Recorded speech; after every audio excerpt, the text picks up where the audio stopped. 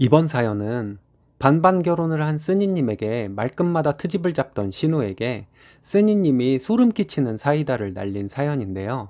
함께 보시겠습니다. 안녕하세요. 저는 30대 중반 결혼한 지 만 2년 된 여자입니다. 결혼 후 2년 동안 많은 일이 있었네요. 신우이만 빼면 참 행복한 삶인데 이젠 진짜로 그렇게 될 것 같네요. 신랑과는 대학 시절부터 오랜 연애를 하다가 결혼을 했습니다. 신랑의 어머니는 어렸을 적에 돌아가셔서 시아버지께서 홀로 신랑과 시누이를 키웠다고 들었습니다. 아버님은 성실한 분이세요. 성실하게 일을 하시고 자식들을 열심히 키우셨지만 어미 없이 키워서 제대로 못 가르쳤다고 저에게 미안해 하시는 분이세요. 신랑은 신중한 사람입니다. 대학 때부터 지금까지 열심히 살아온 과정을 제가 전부 봐서 잘 알죠. 그런 한결같은 모습에 제가 먼저 신랑에게 프로포즈를 했으니까요. 아버님과 신랑은 생긴 것도 닮았지만 성실함과 자상함도 많이 닮았습니다. 신우는 자기를 굉장히 똑부러지는 사람으로 생각하고 살고 있습니다. 자기가 똑부러지는 사람이라 주변 사람들에게 잔소리를 하고 지적질을 하면 주변 사람들은 자기의 말을 들어야 한다고 생각하는 사람 같아요. 신우는 저에게 가끔 여자는 자기처럼 여우같이 살아야 한다고 말하곤 해요. 결혼 전부터 신우는 저를 마음에 안 들어 했습니다. 신랑과 저는 2살 차이고 신우는 저와 동갑이에요. 신혼집, 신혼살림을 비롯해 결혼 비용도 거의 반반 했고요. 저도 일을 하고 있습니다. 신랑과 제 연봉도 비슷한 상황이고요. 이런 것들에 저는 전혀 불만이 없어요. 신혼집은 시아버지와 같은 아파트에 얻었어요. 바로 옆 단지에 살고 있습니다. 신우는 대학 졸업하고 직장 잠깐 다니다가 결혼해서 아이 2 낳고 지금까지 전업으로 살고 있고요. 이런 상황인데도 신우는 저에게 별로 해온 것도 없으니 아버님께 잘하라는 말을 자주 했어요. 그리고 정성을 다해서 제사를 지내라는 말도 만날 때마다 하고요. 제사는 결혼할 때부터 제가 가져와서 할아버님, 할머님, 시어머니 이렇게 3분의 제사를 지냅니다. 어머님도 안 계시고 하니 결혼할 때부터 제가 그냥 하겠다고 하고 가져와서 지내고 있어요. 명절도 저희 집에서 다 지내고요. 신랑이 어머니 없이 동생을 챙기며 자란 것이 마음 아파서 제가 결정한 일이었습니다. 결혼 첫 해에는 제가 차례와 제사에 올릴 음식을 손수 다 하고 해봤는데 힘들기도 하고 시아버님의 제안도 있고 해서 2번째 해에는 제사 음식을 업체에 맡겨서 배달로 온 음식으로 제사를 지냈습니다. 그걸 가지고 신우는 저에게 전화를 해서 정성이 부족하네 어쩌네 하며 저를 타박하더라고요. 이런 시누이 때문에 받는 스트레스를 지금까지 신랑이나 아버님께 말씀드린 적은 없었어요. 얼마 전부터 신우가 하는 짓을 다 받아주면 안 되겠다는 생각이 들기 시작했네요. 그리고 진짜 여우가 누구인지 알려주고 싶은 호기도 발동했고요. 처음 만났을 때부터 지금까지 신우이는 새언니인 저를 언니라고 부르지 않아요. 저는 신우이에게 언니라고 부르라고 강요한 적도 없어요. 그럼 아예 호칭을 하지 말던가요. 여지껏 호칭 없이 살다가 아이가 태어난 뒤로는 저를 땡땡엄마 이렇게 부르네요. 그것도 남편이나 시아버지 있는 자리에서는 호칭을 안 쓰다가 둘이 있을 때만 그렇게 불러요. 가족 간 호칭을 인터넷에 검색을 해보니 남자는 결혼을 해서 손이 처남이어도 나이가 어리면 형님이라 하지 않고 처남이라 부른다고 되어 있는데 뭐 내가 새언니이긴 하지만 남편과 신우의 서열이 그런 것일 뿐이고 남편의 서열에 따라 내가 신우에게 꼭 언니 소리를 들어야 한다는 것을 신우에게 강요하고 싶은 마음도 없었습니다. 결혼 후 2년 동안 아버님 댁에 간 적이 딱 3번 있습니다. 명절 제사도 전부 우리 집에서 하고 아버님 댁으로 가겠다고 하면 아버님은 저희가 아이도 있고 준비할 것도 많으니 아버님께서 오시는 것이 편하다며 오지 말라고 하셨어요. 맞는 말이라 생각하고 아버님 말씀대로 하다 보니 그렇게 되었습니다. 그래도 초반에는 몇 번 아버님 댁에 가겠다고 말씀드렸었는데 아버님도 별로 안 좋아하시는 눈치였어요. 저희가 가게 되면 아버님께서 집 정리라도 하셔야 하니 힘드시기도 하셨겠죠. 아버님이 일주일에 2~3번을 저희 집에 오시니 친정에서는 저희 집에 거의 오지 않았습니다. 저희가 친정에 가끔 갔었죠.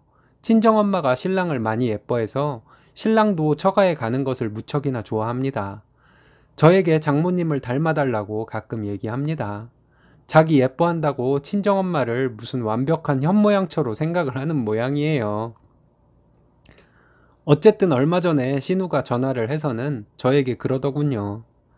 땡땡엄마, 친정에는 그렇게 자주 간다면서 시댁에는 왜 안 가요? 너무한 거 아니에요? 이렇게 말했습니다. 그래서 저는 시아버님이 저희가 아버님 댁에 가는 것을 부담스러워 한다는 것과 아버님이 일주일에 두세 번 저희 집에 오신다는 것을 말하며 상황 설명을 했습니다. 제 얘기를 다 듣고도 신우는 저희가 친정에는 자주 가고 시댁에 그렇게 안 가는 것은 시댁을 무시해서 그런 것이라고 하더라고요. 벽을 보고 얘기하는 느낌이었어요. 그래서 알겠다고 했습니다. 시아버님 댁에 자주 가면 되는 거냐고 신우에게 물어봤어요. 그랬더니 당연한 것을 뭘 물어보냐며 그렇게 하라고 하더군요. 그날 신랑에게 신우와 통화한 내용을 전부 말하고 저는 아버님 댁에 자주 가겠다고 말했습니다. 그리고 여지껏 신우가 나에게 했던 말과 행동들을 신랑에게 모두 말해 주었고요. 신랑은 그걸 왜 이제 말하냐며 가만 안 있겠다고 하더라고요. 아버님이 저희 집에 오셨을 때 아버님께도 자주 찾아뵐 테니 힘들게 저희 집에 자주 오시지 말라고 말씀드렸습니다. 아버님께서는 의아스러워 하시며 대체 왜 그러냐고 하길래 그게 도리인 것 같아서 그렇게 하겠다고 말했습니다. 그렇게 하지 않으면 도리를 제대로 하지 않는 며느리라고 주위에서 욕할까봐 두렵다고요. 신랑이 제 말을 맞고는 아버님께 신우가 저에게 했던 말과 행동들을 전부 말씀드렸습니다. 시아버님은 저에게 딸년을 잘못 키워 미안하다고 하셨어요. 아버님은 또 요즘 며느리들은 여우같이 자기가 찾아먹을 거 다 찾아먹고 도리는 나 몰라라 한다는데 저는 뭐 이리 착하기만 하냐며 착한 며느리가 들어와서 조상님들께 감사해야겠다고 하셨습니다. 앞으로 이런 일 없도록 하겠다고 하시며 신우가 바뀌지 않으면 다신 우리 집안에 발도 못 들이게 할 테니 저에게 마음 풀라시며 위로를 해주셨습니다. 며칠 뒤에 아버님 생신이셨어요. 음력으로 생신을 하시는데 평일이 생신이어서 그전 일요일에 생신상을 차려서 저희 집에서 하기로 했습니다. 전날 신랑과 장을 봐놓고 다음날 아침부터 생신 음식을 준비했습니다. 점심시간이 되어서야 신우네가 오더라고요. 와서는 점심을 먹으며 신우가 생트집을 잡기 시작했습니다. 땡땡엄마, 설마 제사상처럼 이 음식들도 전부 산 거는 아니지? 간이 좀 센 걸 보니 사온 음식 같아서 말이야. 화가 나는 것을 눌러 참으며 제가 말했어요. 아가씨, 어제 오늘이 휴일이어서 시간 많아서 내가 다 했어요. 제사는 평일이라서 내가 시간이 없어서 음식을 마쳤던 거고요. 라고 말했습니다. 그랬더니 신랑이 갑자기 신우에게 왜? 음식이 맛이 없어? 그럼 먹지 마. 그러더니 신우의 수저를 뺐더니 설거지통에 던져버리더라고요. 그러더니 남편은 여지껏 신우가 저에게 한 짓들을 얼마 전에 다 들어서 알고 있다면서 그런 짓 당장 그만두지 않을 거면 자식들 앞에서 처맞게 될 수도 있으니 정신 차리라고 했습니다. 그랬더니 신우는 제가 잘못하고 있는 것을 보고도 어떻게 참고 있냐며 신랑에게 대들더군요. 신우의 그 말에 아버님이 이년이 정신이 나갔나? 새언니가 잘못하는 게 뭐가 있어? 이년아, 돈 벌고 애 키우고 살림까지 잘하는데 네가 그렇게 못되게 굴면 새언니가 네 오빠랑 살고 싶겠어? 이년이 못돼 처먹어가지고는 너나 네 시댁에 잘해 이년아 하면서 소리를 지르셨어요. 제가 그 타이밍에 여우 좀 떨었죠. 아버님, 아가씨 잘못 없어요. 제가 더 잘하면 되니까 그만 화 푸세요. 이렇게 말했답니다. 제 말에 아버님은 이렇게 착한 새언니가 어디 흠잡을 데가 있다고 트집을 잡어? 그럴 거면 너 여기 오지도 말어. 이렇게 신우에게 화를 내셨어요. 신우는 울면서 자기가 못할 말 했냐며 거의 오열을 하더군요. 신랑이 말하기를 너 그렇게 울고 지랄 떨 거면 당장 가. 아버지 생신에 일찍 와서 음식 차리는 거라도 도와야지. 와서 먹기만 하는 주제에 음식 가지고 괜히 지랄이야 지랄이. 라고 하더니 신우 남편에게 매제 얘기는 나중에 하고 다 데리고 집에 가세요. 라고 했습니다. 신혼에는 아이들과 짐을 챙겨서 가더라고요. 집을 나서는 아가씨에게 제가 조용히 신호만 들리게 말했습니다. 아가씨, 모든 사람이 내 편이니 이제 나한테 함부로 못하겠네요. 이렇게 말했습니다. 아가씨가 놀란 눈으로 저를 쳐다보길래 제가 정색을 하고 신호를 노려보며 나지막이 신호만 들리게 입으로 소리를 냈습니다. 이씨. 이렇게요. 그리고는 잠시 후에 웃으면서 잘 가라고 하며 배웅했네요. 그리고 아버님과 신랑과 아기를 번갈아 돌봐가며 식사를 했습니다. 아버님이 딸한테 그렇게 역정을 내셨는데 기분이 좋지는 않으셨겠죠. 그래도 억지로 아무 일 없었다는 듯이 평소처럼 행동하시며 제가 만든 음식들 맛있다고 칭찬해 주시며 식사를 하시더라고요. 남편도 마찬가지고요. 아버님과 신랑의 배려심에 참 감사했습니다. 내 편이 둘이나 있어서 든든한 마음이 들었고요. 신우는 자기가 똑부러지는 여우 같은 사람이고 저는 곰 같은 사람인 줄 알았나 봐요. 자기가 여우인 줄도 모르며 겉으로 보기에는 곰처럼 보이는 사람 중에 진짜 여우가 있다는 것을 신우는 몰랐나 보죠. 제가 어려서부터 눈치백단 막내딸로 자란 것을 신우는 몰랐겠죠. 학창 시절부터 지금까지 저는 저에게 하는 대로 상대에게 돌려주는 사람인데 말이에요. 신우가 앞으로 또 신우짓을 하면 이젠 제가 그때마다 놀리기도 하고 막말도 좀 하려고요. 이젠 아버님이나 신랑의 손까지 빌릴 필요도 없을 것 같습니다. 저, 저, 저 너무 재수없나요? 저를 어떻게 생각하시든 저밖에 모르는 신랑과 친정아빠보다 저를 더 예뻐해 주시는 시아버님과 아이 잘 키우며 저는 행복한 일상을 만들어 가렵니다. 감사합니다. 즐거운 하루 되세요. 이번 사연은 처가와 처제를 우습게 알던 형부를 남친이 참교육을 해서 사이다 한 잔 마신 기분이라는 분의 사연인데요. 함께 보시겠습니다. 안녕하세요. 저는 32살 남친과 혼담이 오가고 있는 여자입니다. 남친과 남친 부모님 모두 저에게 잘해주십니다. 남친의 형 되시는 분, 제가 아주버님이라고 부르게 될 분도 저를 여동생처럼 예뻐해 주시고요. 제가 글을 쓰게 된 이유는 다른 사람도 아니고 형부 때문이에요.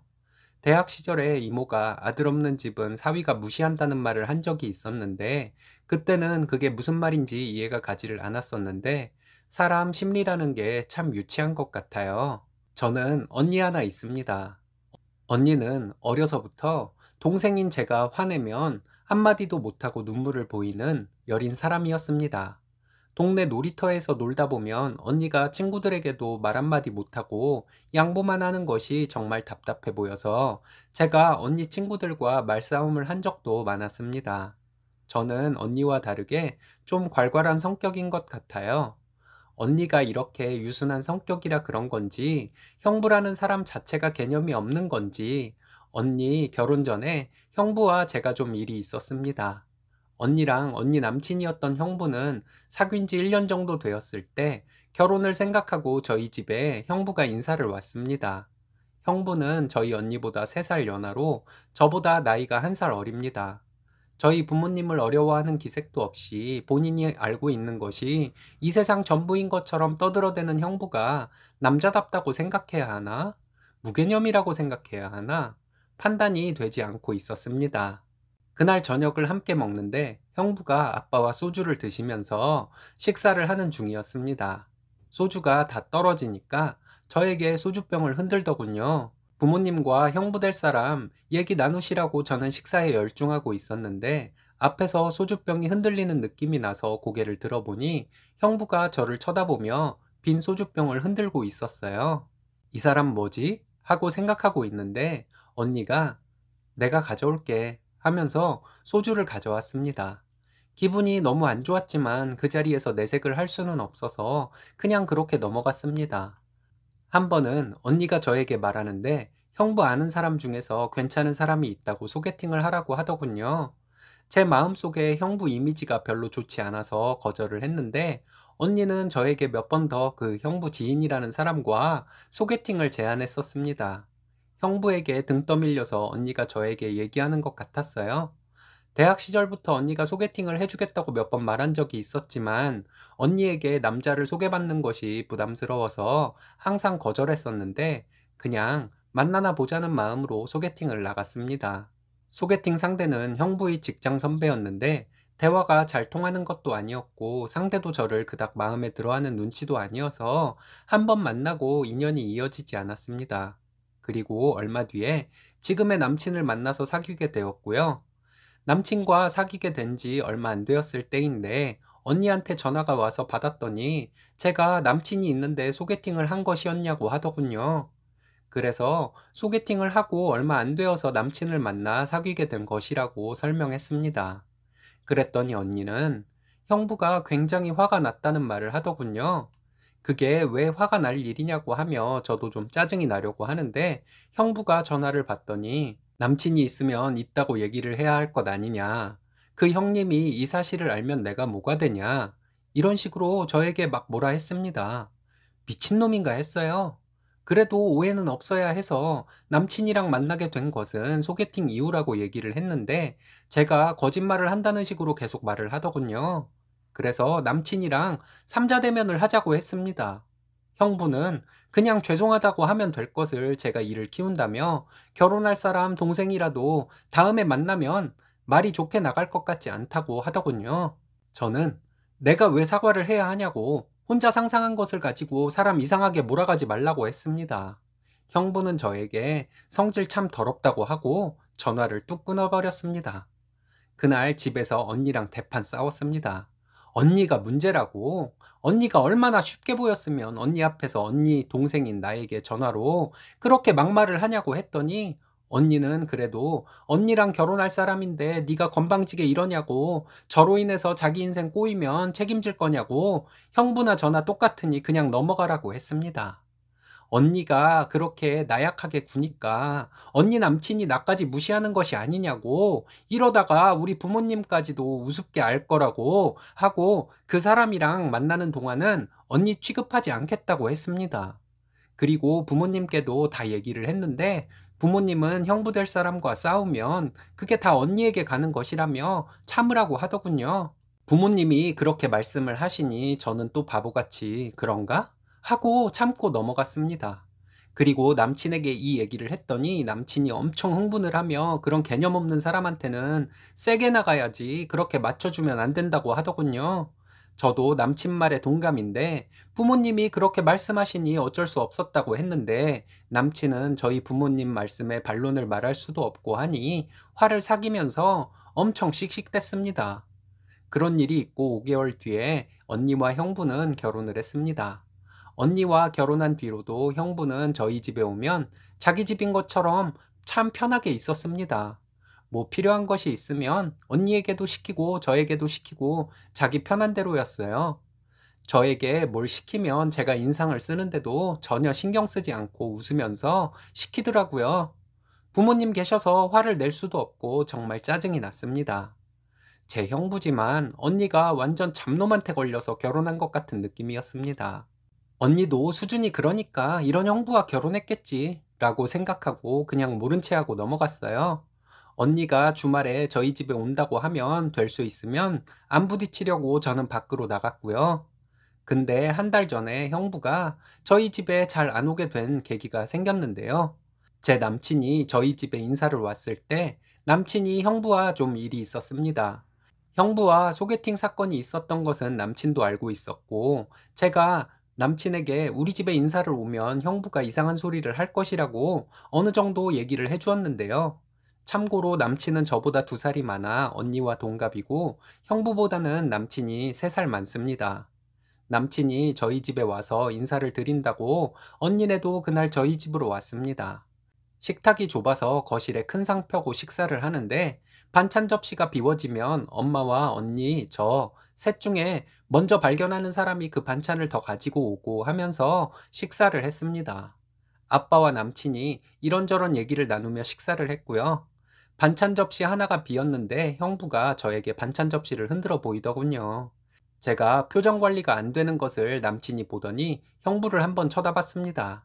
형부는 웃는 표정으로 남친을 쳐다봤고요. 남친도 표정 관리가 안 되더군요.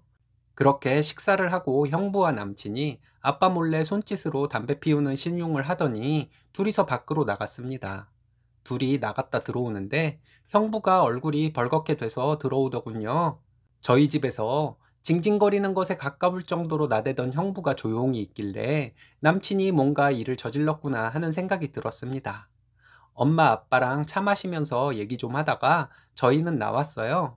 나오자마자 너무 궁금해서 남친에게 형부랑 무슨 일 있었냐고 물어봤는데 남친이 얘기를 해주더군요.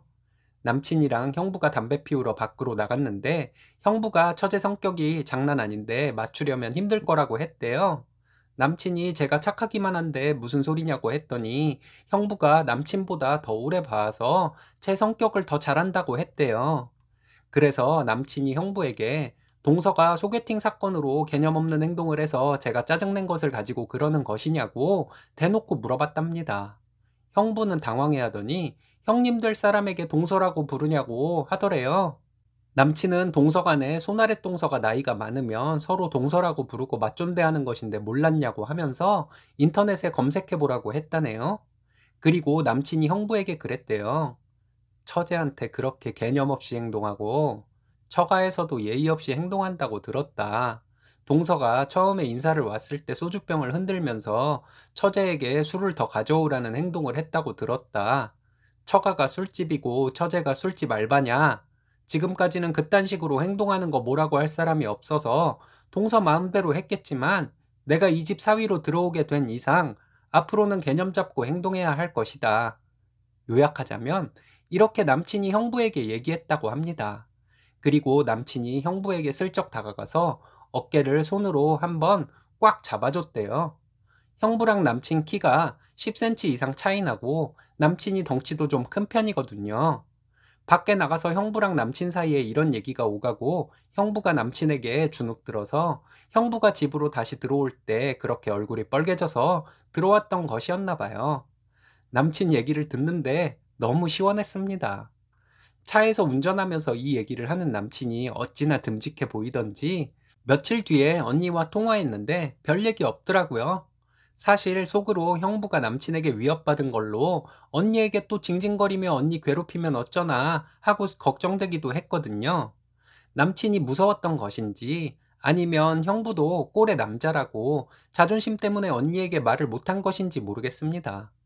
그 뒤로 언니네가 한 달 가까이 저희 집에 안 오고 있어서 형부가 저희 집에서 어떻게 행동을 할지 아직 잘 모르겠어요. 예전처럼 개념 없이 행동을 하지는 않을 것 같습니다.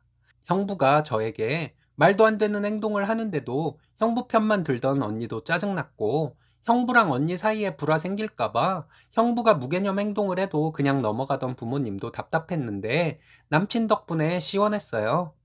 그 이후로 형부가 저희 집에 온 적이 한 번도 없었으니 아직은 잘 모르겠지만 저희 집에 자주 오던 언니네가 안 오는 것을 보면 뭔가 있긴 있을 거예요. 형부가 저희 집에 와서 어떻게 행동을 할지 살짝 궁금해서 언니네가 저희 집에 놀러 오길 기다리는 마음도 드네요. 끝까지 읽어주셔서 감사합니다. 언니가 저희 집에 놀러 와서 형부가 어떻게 행동하는지 보게 되면 후기 남기겠습니다. 이번 사연은 며느리 일해서 번 돈을 목돈 필요하면 가져가면서도 모든 것을 며느리 탓하던 시모와 등신 남편을 시원하게 버렸다는 분의 사연인데요. 함께 보시겠습니다. 안녕하세요. 저는 30대 후반, 이제 곧 돌싱이 될 여자입니다. 시원하게 이혼하기를 꿈꾸며 살다가 막상 이렇게 이혼을 하려고 하니 친딸처럼 예뻐해 주시던 시아버지가 마음에 걸리기는 합니다. 하지만 더 이상은 안 되겠다 싶어서 이혼을 결심했습니다. 저에게는 초등학생 아들 둘이 있습니다. 이혼을 하면 오히려 아이들에게 더 돈을 쓸 수 있고 이상한 환경을 아이들에게 보여주지 않을 수도 있다는 생각에 이혼을 결심한 것도 있습니다. 결혼 생활이 답답함의 연속이었습니다. 저희는 결혼 생활 10년 중 9년을 시부모님 댁에 얹혀 살았습니다. 저희 네 식구와 시부모님, 아주버님까지 7식구가 함께 생활을 했어요. 아주버님은 돌싱으로 저희와 따로 살기는 했지만 자는 곳만 다를 뿐 함께 사는 것과 마찬가지였습니다. 시부모님과 신랑은 농사를 짓고요. 저는 이 지역의 학교 근처 분식집을 운영하고 있습니다. 어른들이 말씀하시길 아이들 코 묻은 돈으로 돈벌이를 하는 것이 때로는 정말 무시 못할 돈벌이라고 하시길래 무슨 말씀인지 몰랐지만 짧은 시간 일하는 것에 비하면 꽤 돈을 벌고 있습니다. 신랑하고는 별 문제는 없었어요. 그런데 시어머니가 너무 힘들게 하셨어요. 나중에는 무섭기까지 했습니다. 제가 첫째를 낳고 어머님이 돌봐주신다고 하며 1년간 시댁에 들어와서 살면 집 하나 지어주신다고 해서 합가를 하고 9년이라는 세월이 흘렀습니다. 시어머니는 육아 문제로 저와 많은 갈등이 있었습니다. 70도 안 되신 분이지만 시골분이라서 그런지 80대 할머니보다 더 막힌 분이세요. 시어머니를 이해하고 맞추려고 노력하며 살았는데 육아 문제 말고도 주기적으로 하시는 행동이 정말 지긋지긋했습니다. 시어머니는 당신처럼 성격 시원하고 참고만 사는 사람 없다고 하시는데 주기적으로 저와 주변 사람들에게 섭섭했던 것을 터뜨리시는 분이십니다. 내가 이런 말을 했을 때 너는 이런 식으로 말했어야 하는 것인데 너는 저런 식으로 말했다. 이런 것으로 저에게 서운함을 표현하셨습니다. 변명 아닌 변명을 하려고 해도 듣지도 않으시고 저 때문에 힘드시다고 하셨어요. 그러던 중에 얼마 전에는 아주버님이 이혼한 것마저 제 탓을 하시더라고요. 아주버님이 결혼하고 살다가 형님이 좀 더 있다가 혼인신고를 할 것이라고 시부모님께는 혼인신고를 안 했다는 것을 말하지 말라고 해서 그런 줄 알고 지냈습니다. 나중에 보니 형님은 아주버님을 정말 철저하게 벗겨먹고 빚만 남기고 나가버렸습니다. 그렇게 된 것이 6년 전이고 결국 아주버님은 집에 들어와서 농사 함께 지으면서 같이 생활하는 것과 다름없이 지내고 있었어요. 아주버님이 들어온 뒤로 저희는 어떻게든 분가를 할 생각이었는데 분가 얘기만 하면 시어머니는 그래 나가 살아야지 하시면서 여기저기 아프다고 하시다가 저에게 화풀이를 하시면서 우셨어요. 얼마 전에는 아주버님 이혼하게 된 것도 제 탓이라고 하시더라고요. 아주버님과 형님이 혼인신고 안 한 것을 제가 시부모님께 얘기만 해줬더라도 이혼을 막을 수 있었을 것이라면서 제가 말을 안 해서 이렇게 됐다고 원망하셨습니다. 그러더니 아파서 힘들다고 하시며 우셨습니다. 저는 그때 이제는 하다하다 6년 전 아주버님의 혼인 파탄의 원인도 나에게서 찾으시는구나 하는 생각에 정말 학을 뗐습니다. 속상했습니다. 매번 주기적으로 시댁의 안 좋은 일은 저에게서 원인을 찾으시는 시어머니에게 너무 지쳐버렸습니다. 당신 자식들에게는 화도 못 내시면서 며느리만 만만하게 생각하시고 모든 일을 저와 연관지어 원망하시니 아이들 보기도 민망했습니다. 신랑은 워낙 효자라서 중간 역할 같은 것은 기대할 수도 없었고요. 제가 돈 번다는 이유로 생활비 한 푼 받아본 적도 없었습니다. 제가 아이들 교육비에 쓰고 남은 돈을 모아두면 목돈 필요할 때마다 당당하게 가져갔습니다. 언젠가 한번 시어머니께서 너처럼 편하게 사는 사람 없다는 어이없는 말씀을 하시길래 지금까지 생활비 한 번 못 받았다고 했더니 네가 돈을 벌어서 안 주는 것이라고 제가 돈 벌어서 언제 한번 시어머니께 줬냐고 묻더군요.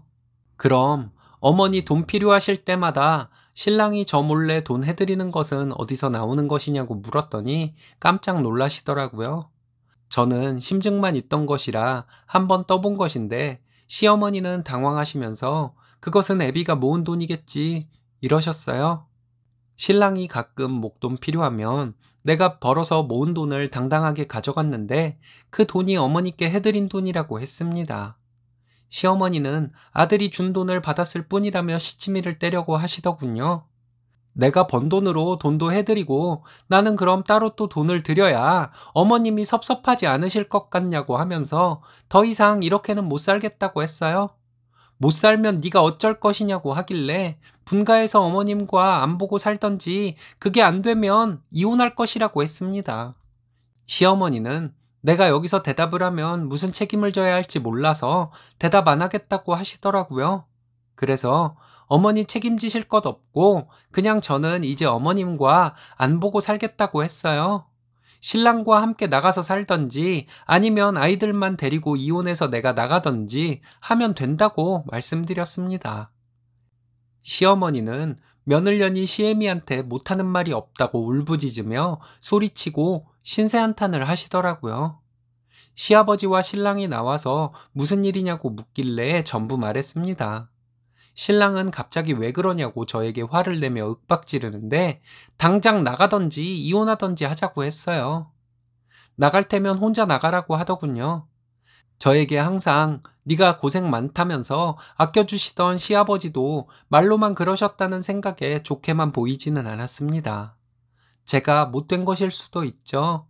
그렇게 한바탕 난리를 치고 다음날 가게 문도 못 열고 아이들과 친정으로 가서 살 집을 알아봤습니다.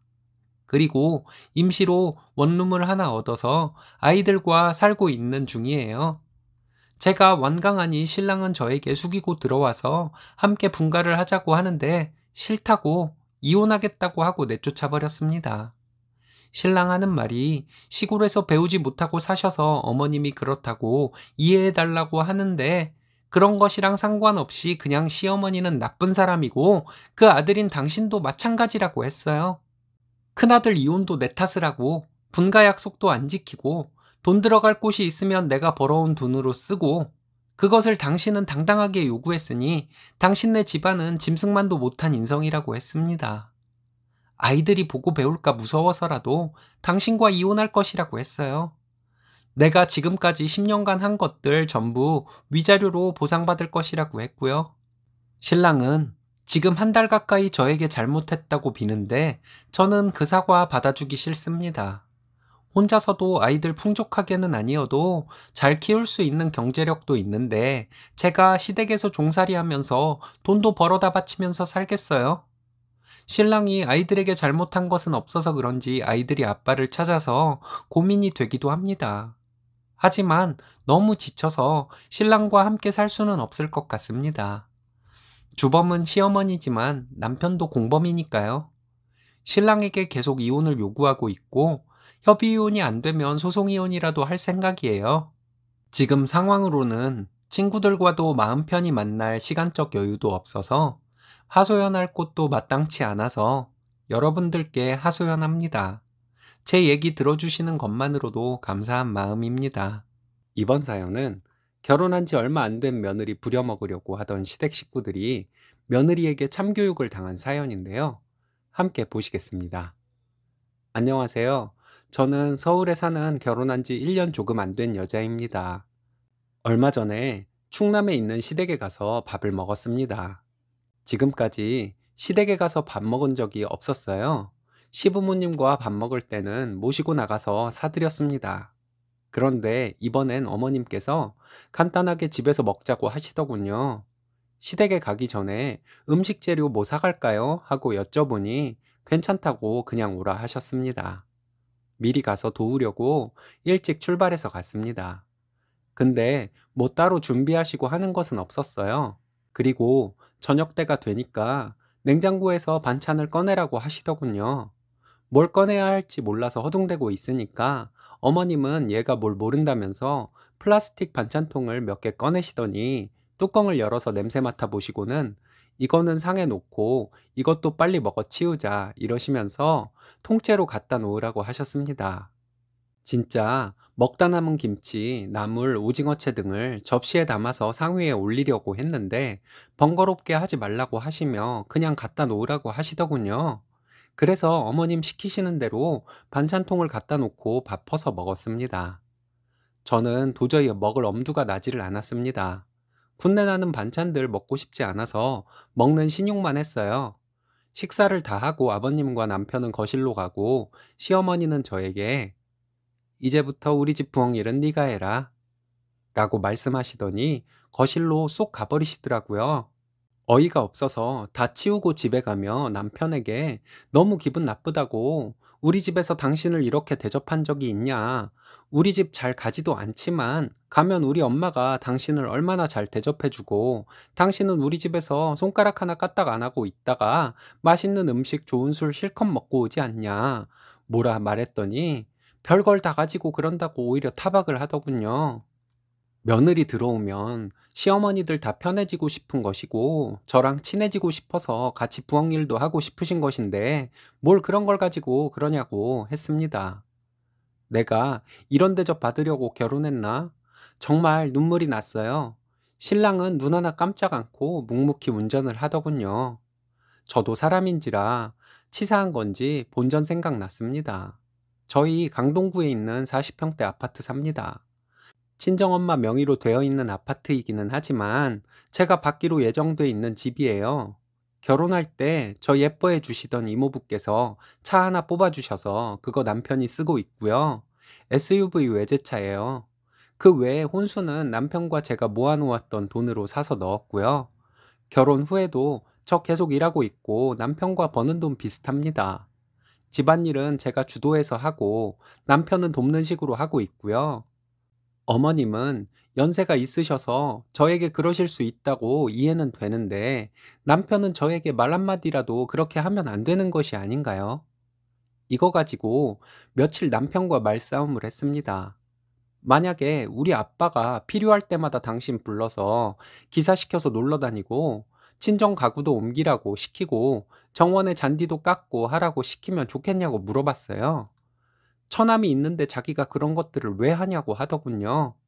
그럼 나는 시댁에서 밥 먹고 치우는 것을 왜 해야 하는 것이냐고 따졌더니 그런 것들은 여자가 해야 하는 일이고 저밖에 할 사람이 없으니 해야 하는 것이라는 신랑의 말에 정말 어이가 없었습니다. 결혼할 때 서로 해온 것들 시시콜콜 따져가며 싸우고 싶었지만 남편 자존심 상할까봐 그렇게까지는 하지 못했네요. 그리고 지난주에 시부모님께서 추어탕 드시고 싶다고 하셔서 시댁 근처로 가서 추어탕 사드렸습니다. 그날은 미혼인 아주버님도 왔더라고요. 식사하고 시댁으로 갔어요. 차 마시며 TV 보고 이런저런 얘기하다가 어머님이 저에게 이따 가기 전에 청소기를 돌리라고 하셨습니다. 어머님 60대시고 정정하세요. 두 분이 사시는데 청소를 할 정도로 집이 지저분하지도 않았습니다.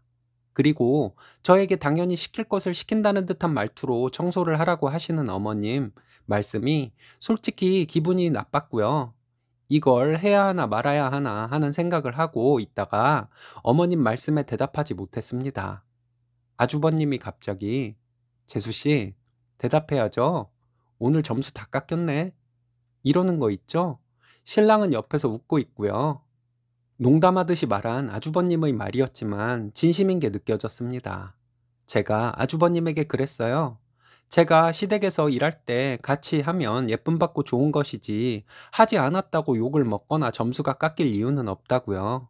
그랬더니 남편은 저보고 참 못되게 말한다고 하더군요. 청소기 돌리는 것이 남자에게 어려운 것도 아니고 아주버님이랑 당신이 있는데 왜 꼭 나를 시켜야 직성이 풀리냐고 따졌네요. 시부모님도 들으시라고요. 아버님은 헛기침을 하시며 담배 챙겨서 밖으로 나가셨습니다. 제가 아주버님에게 얘기했어요. 제가 시댁 청소를 안 하고 가서 점수가 깎일 것이 있다면 남편은 저에게 시댁 청소를 시켜서 저희 친정에서 점수를 더 많이 깎일 것이라고요. 시댁이랑 처가가 같냐고 아주버님은 생글생글 깐족대며 말하더군요. 그렇게 말할 수 있는 것은 남자 쪽에서 집이랑 살림살이 다 해왔을 때 할 수 있는 얘기고 우리는 결혼할 때 친정에서 다 해줘서 살고 있는데 무슨 말도 안 되는 소리를 하시냐고 했습니다. 보통 남자가 다 해온 경우이면 넉넉한 집에서 자란 사람이라 오히려 여자가 하는 일 돕고 하는 경우를 많이 봤다고 했어요. 근데 꼭 해온 것도 없는 남자가 오히려 여자 기죽이려고 자기 집에 일 있을 때마다 부려먹으며 기싸움 하는 것이라고 저도 깐족대듯이 말했습니다. 그리고 아주버님 동생 결혼할 때 그야말로 몸만 왔는데도 친정에서 사위 대접 잘 받고 있다고 했어요. 저희 부모님이 그렇게 하시는 것이 다 저를 위해서 하시는 거지 남편 뭐가 이쁘다고 친정에서 그렇게 남편을 대접해 주겠냐고 했습니다. 시댁에서도 남편을 위한다면 며느리를 잘 대우해 줘야 하는 것이지 않겠냐고 웃으면서 물어본 다음에 혹시 아주버님이 결혼을 못하는 이유가 능력이 부족해서보다도 남녀에 대한 잘못된 개념이 머릿속에 박혀 있기 때문이 아니냐고 말해버렸습니다. 그 전까지만 해도 생글생글 웃으며 깐족대는 표정이었던 아주버님, 표정이 굳어지더군요. 까만 얼굴이 더 까맣게 되었습니다. 남편은 안절부절 못하고 있었고요. 시어머니께 말씀드렸습니다. 나중에 어머님이 노쇠하셔서 집안일 하기 힘드시면 그때는 시댁에 올 때마다 집안일 다 해놓고 가겠다고요. 그러니 지금은 어머님이 하실 수 있는 일을 저에게 종년 부리듯이 시키지 말라고요. 내가 시댁에서 이런 대접 받는 거 친정에서 알면 저희 부모님은 사위가 미워서 지금 살고 있는 집에서 저희 내쫓고도 남으실 분이시라고요. 그리고 지금 타고 있는 남편 능력으로는 어림없는 차 이모부께서 해주신 것인데 그것도 몰수당할 것이라고 했습니다. 우리 아빠 맨주먹으로 사업을 일으키신 분이시고 사업할 때 도움은 주지 않고 악담이나 하며 우리 엄마 부려먹으려고만 했던 친가와 의절하고 사시는 분이신데 그 정도도 못하실 것 같냐고 했어요. 어머님께서 청소 괜히 시켰다가 분란만 일어난다고 그냥 당신이 하실 테니 그냥 두라고 하시더군요. 그래서 아주버님이랑 남편이 있는데 왜 어머님이 청소를 하시냐고 하며 부모님에게 점수 깎이지 않게 아들 두 분이서 청소하고 걸레질도 하시는 것이 어떻겠냐고 했습니다. 남편이 청소기를 들더군요. 남편이 청소기 돌리는 중간에 아주버님은 간다고 하며 도망치듯 가버렸어요. 남편이 청소기를 돌리고 동그리 물걸레 청소기로 제가 물걸레질하고 걸레 빨아놓고 돌아왔습니다. 남편이 어머님 듣는 데서 꼭 그렇게 말을 해야 했냐고 하더군요. 그렇게 말하지 않으면 내가 시댁 하녀가 되는데 어쩌겠냐고 답했습니다. 당신이 알아서 커트해 주었으면 내가 그렇게 말할 이유가 없다고 했어요. 내가 시댁 하녀가 되기를 은근히 바라는 당신 때문에 내가 직접 나설 수밖에 없는 것 아니겠냐고 했어요. 제 말에 여전히 기분이 상해 있는 남편이 꼴보기 싫어서 내가 오늘 시댁 물걸레질 했으니 앞으로 친정에 가면 무슨 일이라도 하고 오라고 해버렸네요.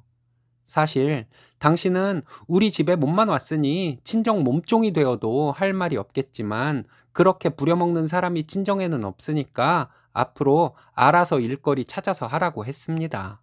그래야지나 친정 부모님이 당신을 조금이라도 양심 있는 사람으로 생각하지 않겠냐고 하면서요. 생글생글 웃으면서요.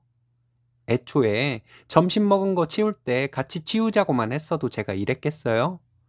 남편이 기분 많이 상해도 개념을 제대로 못 잡으면 제가 시댁에서 하녀로 전락할까 무서워서 남편과 아주버님 속을 긁어놓는 소리를 해버렸습니다. 제가 말을 좀 심하게 한 것일까요? 더 좋은 말로 할 수 있는데 제가 성질 더러워서 너무 직설적으로 표현한 것은 아닐까요? 남편 한동안 무표정하게 저를 대하더니 얼마 안 가서 종전과 똑같아지긴 했습니다. 친구들은 다들 미혼이라 이런 얘기 관심도 없고 이해도 하지 못할 것 같아서 여기에 글 올립니다. 감사합니다. 이번 사연은 남보다 못한 친정 식구들에게 하고 싶었던 말을 모두 하고 인연을 끊었다는 분의 사연인데요. 함께 보시겠습니다. 많은 분들의 조언을 얻고자 글을 씁니다. 저는 30대 초반이고 결혼 4년 차 임신 막달인 여자입니다. 남편은 저보다 5살 많고 저를 많이 위해주는 사람입니다. 가족이라고 생각하고 싶지도 않은 제 친정은 할머니, 아버지, 남동생 이렇게 있습니다. 할머니는 엄마가 딸을 낳았다는 이유로 못되게 굴었는데 이후에 남동생을 낳았지만 할머니의 시집살이는 끝나지 않았습니다. 제가 볼 땐 할머니가 엄마에게 못된 시집살이를 시킨 것이 딸을 낳아서라기보다 할머니는 그냥 못된 사람이라서 그랬던 것 같습니다. 시집살이를 견디다 못해 엄마는 집을 나갔고 이혼을 했습니다. 그 뒤로 아버지는 여러 여자와 동거하고 사귀고 하면서 사셨어요. 저는 중학교 때부터 용돈을 거의 못 받고 살았습니다. 명절에 친척들이 주는 세뱃돈이나 가끔 친척들을 만나서 받는 용돈을 모아 학용품을 사고 그랬어요. 반면에 남동생은 아들이라고 할머니가 저 모르게 용돈을 주셨습니다. 어렸을 때는 몰랐지만 제가 성인이 되고 느낀 것인데 아버지는 할머니가 오냐오냐 하면서 키워서 아버지는 본인밖에 모르는 사람이 된 것 같습니다. 자식도 눈에 보이지 않고 본인 인생이, 본인 연애가, 본인 술값이 더 중요한 사람이 아버지라 생각하고 싶지도 않은 저희 아버지니까요. 제가 중학교 때 아버지가 만나던 여자분의 딸에게는 용돈으로 몇만 원씩 쥐어주었다는 사실을 알게 되었습니다. 그때 저는 첫 월경을 시작했는데 생리대 살 돈조차 주지 않았던 무심한 아버지였습니다. 전부 다 열거하자면 너무 길어서 다 적지는 못하겠지만 하여튼 저는 엄청난 차별을 겪으며 자랐습니다. 고등학생이 된 이후부터 저는 알바를 하면서 돈을 모으기 시작했고, 고등학교를 졸업하고 바로 취직을 해서 돈을 열심히 모았습니다. 돈을 빨리 모아서 집에서 탈출하고 싶다는 생각만 가지고 살았어요. 돈을 모아서 집에서 나와 혼자 살게 되었고, 20대 초반에 현재 남편을 만나서 오랜 연애 끝에 결혼을 했습니다. 결혼할 때 시댁에서는 1억 정도 지원을 해주겠다고 하셨지만, 그렇게 하면 제가 남편에게 너무 미안할 것 같아서 우리가 모은 돈으로만 결혼을 하자고 했습니다. 저희 집에서는 결혼에 지원해줄 돈도 없었지만 그럴 마음도 없다는 것을 잘 알고 있었거든요. 아버지가 상견례를 얘기했지만 무슨 이상한 소리를 할지 몰라서 상견례 없이 결혼식을 했습니다. 결혼할 때 시댁에 예단도 하지 않았는데 오히려 저희 고모들은 한복해달라, 이불해달라 등등 정말 거지들처럼 들러붙더군요. 양가 주고받는 것 없이 결혼할 것이라고 그냥 내 결혼식에 오지 말라고 했더니 투덜투덜 대면서 결혼식에 오긴 하더라고요. 결국 축의금은 시댁에서 3배 넘게 들어왔습니다. 결혼식 후 친정에서 벗어나고 싶었는데 남편 직장이 있는 지방에서 살게 되어 너무 좋았습니다. 친정에는 1년에 한 번 가는 정도이고 연락도 의무적으로만 하고 지냈습니다. 현재 앞서 말씀드렸던 바와 같이 임신 막달입니다. 시부모님, 시동생, 시누이는 집안의 첫 손주, 첫 조카라며 너무 좋아해 주시고 조리원비, 병원비 등을 서로 내주겠다고 싸울 정도입니다. 그런데 할머니와 아빠는 출가 외인의 자식이니 관심 없다고 말씀하셨어요. 결혼하고 할머니와 아빠를 이해해 보려고 노력을 많이 해봤습니다. 나를 홀대했던 것은 다 지난 일이고 결혼 후 시댁과 남편으로부터 사랑을 많이 받고 있으니 다 용서하자는 생각도 했었는데 내 뱃속의 아이까지 홀대하는 듯한 말을 들으니 절대 용서할 수 없다는 생각이 들더군요. 얼마 전에 문제가 터졌습니다. 1년에 몇 번 연락하던 아버지에게 전화가 왔는데 동거 중이던 여자와 헤어지고 집을 옮겨야 한다며 돈을 좀 달랍니다. 아이 태어나면 돈 들어갈 곳 많아서 돈 없다고 말하고 전화를 끊었습니다.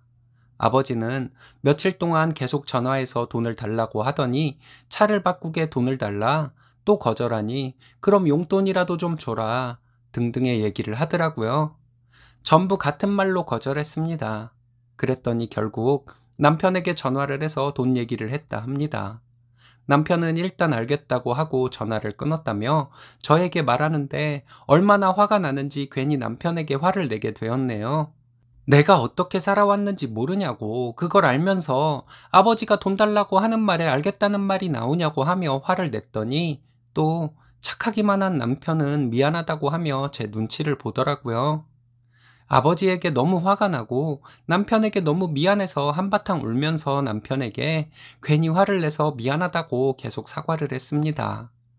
그리고 들었던 생각이 어렸을 때 그렇게 남의 자식 보듯 키워놓고는 이제 와서 나에게 돈을 요구하고 남편의 순수하고 착한 마음씨를 이용해서 남편에게까지 돈을 요구하는 아버지를 용서할 수 없다는 것이었습니다.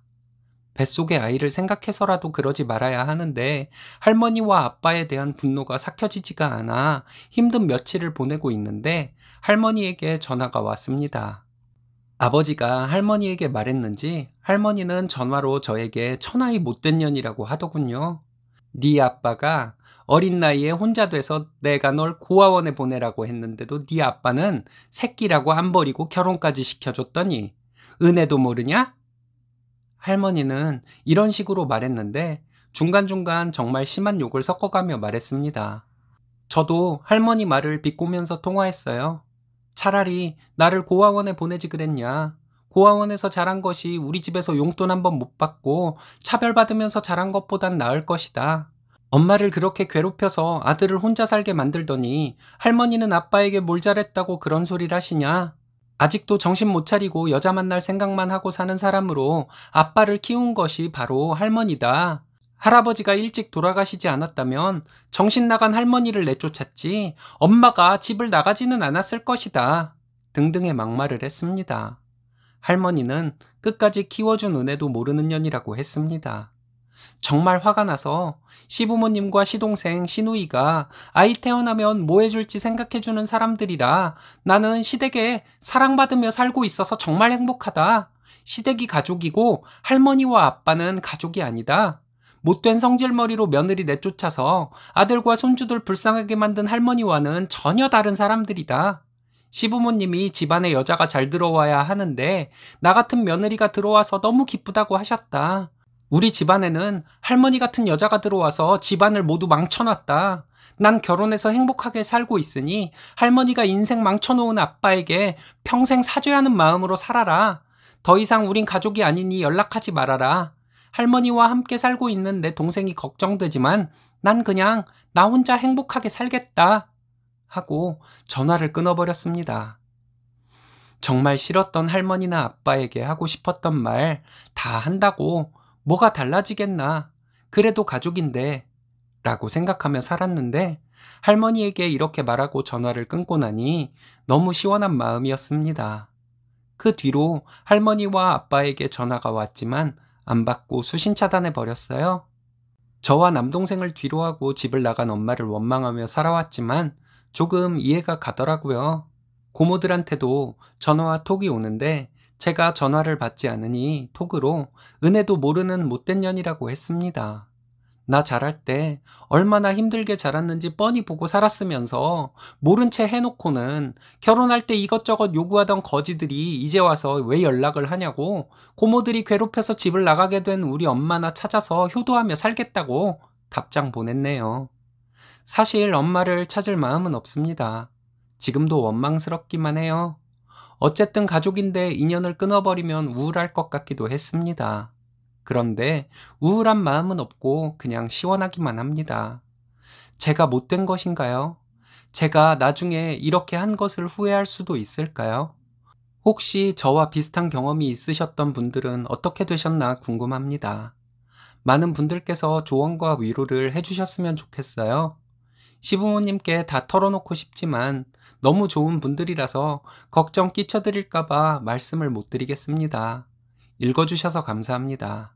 이번 사연은 시댁의 부당함이 있을 때마다 사이다를 날리며 커버를 해주는 신랑과 행복한 결혼 생활 중이라는 분의 사연인데요. 함께 보시겠습니다. 안녕하세요. 결혼한 지 3년 된 여자입니다. 아이는 아직 없고 30대 초반이에요. 저는 모든 사람이 말리는 결혼을 했습니다. 신랑이 누나 셋이 있거든요. 신우들 중에서 둘째 신우가 유독 마음에 걸리기는 했지만 신랑 하나 믿고 결혼했습니다. 시어머니는 옛날 사람 마인드를 가지고 있습니다. 전통이 어쩌고 하시면서 착각을 하시는 경우가 많았어요. 저와 신랑은 반반 결혼을 했거든요. 옛날에는 남자가 집을 해왔으니 그렇게 전통을 따지시려면 시댁에서 집을 해주셔야 하잖아요. 그런 것에 대해서는 이런 방구 없으시고 여자가 해와야 할 것, 아내로서 해야 할 일은 강조하셨습니다. 둘째 신우가 시어머니와 많이 친하고 많이 닮았는데 둘째 신우는 시어머니 옆에서 시어머니를 부추기는 사람입니다. 저희는 결혼하고 1년 정도 살 생각으로 시댁 근처에서 살았습니다. 금방 이사갈 집이라고 생각했기에 돈도 아낄 겸 가구를 저렴한 것들로 구매했어요. 앞서 말씀드린 것과 같이 저희는 결혼 비용을 반반 했습니다. 결혼 전까지 모은 돈도 비슷했어요. 그리고 최대한 양가 부모님의 도움은 받지 말자고 약속했죠. 요새 집값이 장난이 아니잖아요. 둘이 모은 돈을 합쳐도 아파트 전세는 꿈도 못 꿀 정도라서 일단 임시로 살 작은 집을 구해서 살면서 좀 더 모아서 대출 끼고 전세로 나갈 계획을 세웠습니다. 가구는 좀 저렴한 것들을 구매했지만 가전제품들은 이사 후에도 사용할 것으로 생각하고 가격이 좀 있는 것들로 구매를 했어요. 지금 생각해도 어이없지만 시어머니와 신우들은 저희가 장만하는 가구와 가전제품을 제가 해가는 혼수라고 여겼나 봅니다. 신혼여행 다녀온 지 얼마 안 되었을 때였어요. 휴일에 신랑과 집에서 뒹굴뒹굴하고 있는데 반찬을 주시겠다며 시어머니와 둘째 신우가 저희 집에 찾아오셨습니다. 두 분이서 가구들을 스캔하시더니 시어머니는 무슨 이런 장난감 같은 가구들을 해왔냐고 하셨습니다. 어느 정도 고급스러운 느낌은 있어야지 이런 것은 오래 못 쓴다고 하시더군요. 신우는 옆에서 시어머니 거들며 이런 가구들은 이사 갈 때 전부 버리고 가야 한다고 하더라고요. 신랑은 소파에 앉아 있다가 이 가구들 제가 센스가 있어서 싸고 좋은 것들 구매한 것이지 얼마나 누나 같으면 이런 것들 이 가격에 절대 못 산다고 면박을 주었습니다. 신랑은 저에게 누나네 집 가봐서 너도 알지 않냐고 하더니 우리는 누나네 있는 가구 같은 것은 거저 가지라고 해도 안 갖는다고 말했습니다. 시어머니는 아무리 그래도 그렇지 이렇게 얼마 쓰지도 못할 것들을 샀냐고 하셨어요. 그러면서 저에게 아무리 잠시 살다 이사를 갈 집이라도 이사 가서도 쓸 수 있는 가구들을 해오지 그랬냐고 말씀하셨습니다. 제가 이상하다 생각하고 있었는데 제 생각이 맞았어요. 시어머니는 분명 제가 혼수로 저렴한 물건을 해왔다고 타박을 하고 계시는 중이었습니다. 제가 할 말 못하는 성격은 아니라 시어머니에게 톡 쏘는 얘기를 하려고 하는데 제가 나서기도 전에 신랑이 나서서 시어머니에게 얘기하더라고요.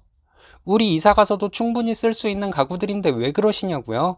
안 그래도 없는 집에서 자라 집도 하나 못 해오는 남자 만나 결혼한 저에게 신랑이 미안한데 왜 엄마는 아들 부끄럽게 이러시냐고 말했습니다. 시어머니는 그래도 시집 올 때 혼수는 좋은 걸 해와야 하는 것이라는 말씀을 하셨어요. 신랑이 갑자기 발끈해서 혼수가 여기서 왜 나오냐고, 우리가 모은 돈으로 결혼하고 나는 집도 못 해왔는데 양심이 있어야지 우리 집에서 혼수라는 말이 나올 수 있는 것이냐고 화를 냈습니다. 매형은 매형네 집에서 집을 해줬으니까 누나가 혼수를 해간 것이고 나는 집도 못 해왔는데 땡땡이가 이해해주고 같이 돈 모아서 집 사자고 말해주는데 엄마는 고맙다는 소리는 못하고 이게 무슨 말도 안 되는 소리냐고 입에 개거품을 물고 열변을 토하더라고요. 누나는 엄마를 안 말리고 옆에서 부추기냐고 참 한심하다고 신우에게 말했습니다. 그러더니 신랑은 제 앞에서 이런 얘기를 엄마랑 누나에게 해야겠냐고 자기가 더 부끄럽고 미안하다고 하면서 한숨을 푹푹 내쉬었습니다. 시어머니와 둘째 신우는 더 이상 가구에 대해서 아무 말 안 하더라고요. 그때 저희 집이 시댁과 가깝다 보니 시부모님이 저희 집을 자주 들르시며 염탐하듯 하시는 일이 많았습니다. 제가 스트레스를 받아야 하는데 이건 뭐 신랑이 무시무시할 정도로 스트레스를 받아 하며 저에게 미안하다고 어쩔 줄 몰라 하니 제가 오히려 신랑을 위로할 정도였어요. 신랑이 도저히 못 살겠다고 하면서 어떻게든 멀리 이사를 가자고 난리였습니다. 여건상 쉽지 않으니 신랑이 꺼내든 카드가 친정과 합가해서 사는 것이었습니다. 저는 솔직히 친정에 들어가서 사는 것이 싫었어요. 시댁과 생기는 트러블이 친정과 생기지 않는다는 보장이 없다 생각했거든요. 신랑이 술 좋아하시는 친정아빠를 어떻게 꼬드겼는지 친정부모님이 오케이 하셨습니다. 부모님 걱정하며 멀리 사는 저희 언니도 부모님 꼬드기는 일에 한몫했어요. 처음 살던 집과 계약 문제도 있고 해서 친정으로 저희가 들어가는 것을 준비하고 있는 중에 시어머니와 둘째 신우가 저희 집에 평소와 같이 깜짝 방문을 하셨습니다. 너희 둘 다 일하니 살림이 말이 아니라고 하시면서 시어머니는 저희 살림을 봐주신다고 저에게 현관 비밀번호를 물어보셨습니다. 제가 우물쭈물하고 있는데 신랑이 우리 살림 둘이서 잘 하고 있으니까 비밀번호 알 생각은 하지도 말라고 단호하게 말하더군요. 신우는 자기 같으면 엄마가 살림 봐준다고 하면 얼씨구나 하고 알려주겠다며 이해가 안 간다고 말했습니다. 시어머니는 또 이 좁은 곳에서 언제까지 살 생각이냐며 이사를 얼른 가야지 하시는데 그때는 제가 정말 못 참겠더라고요. 그래서 안 그래도 저희 합가를 계획 중이라고 말씀드렸습니다. 합가라는 말에 시어머니 기대하는 눈치고 신우는 잘 생각했다고 우리 집에 아들 하나인데 당연히 그래야 한다는 소리를 하더군요. 신랑도 장난기가 발동했는지 합가하면 부모님 즐겁게 해드리면서 살 것이라고 말했습니다. 이사 비용은 시어머니가 주신다고 하시는데 신랑은 처가로 들어가는데 그 이사 비용을 왜 엄마가 주냐고 하면서 깜짝 놀란 척을 했습니다. 시어머니와 신우 놀란 표정으로 그게 무슨 소리냐고 하는데 신랑이 차분하게 합가의 좋은 점에 대해 설명해 주었어요. 비용도 아낄 수 있고 이 기회에 못난 사위에게 안 좋은 말 한마디 안 하시고 칭찬만 해주시는 장인장모에게 효도도 몇 년간 할 수 있는 기회라고 천진난만하게 얘기를 했습니다. 며칠간 시어머니 저에게 전화로 처가살이 하는 것은 안 된다고 말씀하셨지만 통화할 때마다 시어머니께 신랑 하는 일을 누가 말리겠냐고, 나도 친정에 들어가는 것이 부담스럽지만 남편 뜻을 따라야지 어쩌겠냐고 말씀드렸어요. 합가에서 한동안은 서로 조심하고 어색했지만 저녁이 되면 제가 서운할 정도로 신랑은 저희 아빠와 잘 놀았습니다. 엄마와 제가 밥 차리면 신랑이 설거지하고 아빠 꼬셔서 같이 쓰레기도 버리고 같이 청소도 하더군요. 신랑이 힘들겠다 싶어서 제가 한번 얘기를 해봤어요. 나를 커버해 준 것만큼 나도 커버해 줄 수 있다고 신랑에게 말했더니 신랑이 말하는데 울 뻔했습니다.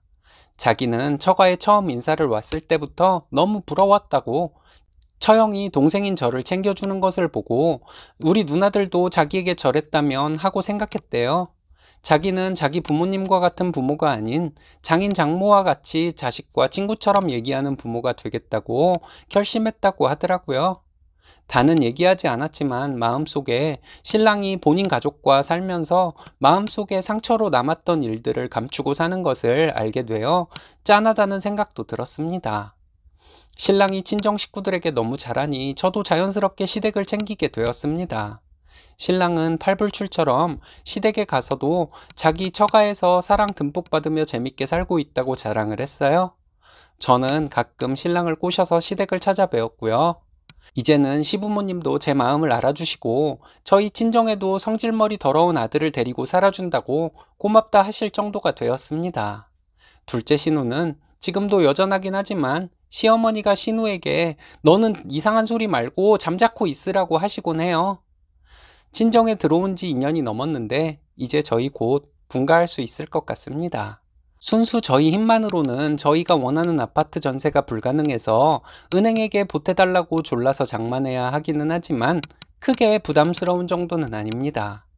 결혼 생활에서 사이다라 할 만한 것이 사라지는 것이 진정한 사이다라고 생각하는데 여러분들은 어떻게 생각하시나요? 이번 사연은 허락 없이 김장김치를 얄미운 신혼에 갖다 준 남편의 게임기를 없애버렸다는 남편분의 사연인데요. 함께 보시겠습니다. 안녕하세요. 저는 37살 초등학생 아이 둘 키우는 워킹맘입니다. 예전에 미즈넷이나 판에서 명절 때나 김장 때가 되면 참 많은 글이 올라오곤 했었는데요. 저도 김장 때만 되면 참 많이 스트레스를 받아왔습니다. 친정에서 해온 김장김치를 신우에게 줘버리는 남편 때문에요. 시댁은 김장을 하지 않고 그때그때 김치를 하거나 아니면 사 먹거나 합니다. 저희 친정은 지방인데 해마다 직접 키운 배추와 무, 대파 등으로 김장을 담가서 형제들과 부모님 김장을 함께 합니다. 아시는 분들은 아시겠지만 배추를 심는 것부터 김장날 버무려서 김치통에 담는 순간까지 얼마나 많은 시간과 노력이 들어가겠어요. 저희 부모님이 그렇게 키운 배추로 김장을 한 것이 얄미운 신우의 입으로 들어갈 생각을 하면 정말 소름 끼치게 싫습니다. 일단 김장에 들어갈 배추와 무, 파 등은 부모님이 직접 심고 뽑아서 김장날 전에 배추를 절여 놓습니다. 친정 오빠네는 젓갈 종류를 사가지고 오고 언니네는 고춧가루와 김치에 넣을 야채들을 사가지고 옵니다. 저는 김장에 뭐가 들어가는지 잘 몰라서 친정 부모님께 돈을 드리고요. 김장 당일에는 저희와 형제들 모두 부모님 댁으로 가서 김치 속을 버무려서 부모님이 절여 놓으신 배추에 속을 넣고 김치통에 담은 다음 뒷정리하고 집에 옵니다. 그렇게 하루 김장을 하고 오면 늘 하던 일이 아닌 몸 쓰는 일이라서 다음날 온몸이 다 아프지만 우리 네 식구 잘 먹고 나중에 김치 쉬면 찌개도 많이 끓여 먹고 해서 뿌듯한 마음이었습니다. 결혼 전부터 신우는 저를 견제한다고 해야 할까요? 제가 먼저 인사를 건네도 인사도 제대로 하지 않았습니다. 신우가 결혼하기 전에 직장을 다니고 있었는데도 명품백까지는 아니어도 짜잘하게 오빠에게 사달라는 것들이 많았어요. 저는 그냥 알면서도 모른 척을 했습니다. 결혼 전에는 어땠는지 몰라도 결혼을 한 오빠에게 새언니 눈치도 전혀 보지 않으며 뭘 사달라고 하는 것은 좀 아니란 생각이었거든요. 남편에게는 신우의 요구를 그렇게 다 들어주지 말라고 잔소리를 한 적이 있었지만 신우에게 대놓고 말한 적은 없었어요. 그런 얘기를 할 정도로 신우와 가깝지도 않았고요. 제가 남편이 신우에게 해주는 것을 잔소리하는 것이 약해서였을까요? 저희가 결혼하고 2년 뒤에 신우가 결혼을 했는데 그 해에 남편은 신우에게 친정에서 해온 김치 한 통을 저에게 말도 없이 갖다 주었습니다. 저희 친정에서는 김장을 할 때 저희 시댁도 한 통 가져다 주라시며 꼭 시부모님을 챙기셨습니다. 시부모님께 김치 한 통을 가져다 드리면 시부모님은 저희 부모님께 꼭 감사하다고 전해달라고 하시고는 며칠 안 되어 홍시나 한우 같은 것을 친정에 보내셨고요. 하지만 신우는 김치를 가져다 주어도 고맙다는 말 한마디 없었습니다. 제가 속이 좁은 것인지는 모르겠지만 저희 부모님이 고생해서 농사지어 형제들과 열심히 담근 김장김치를 가져다 주고 고맙다는 말 한마디 듣지 못하니 은근히 기분이 상하더군요.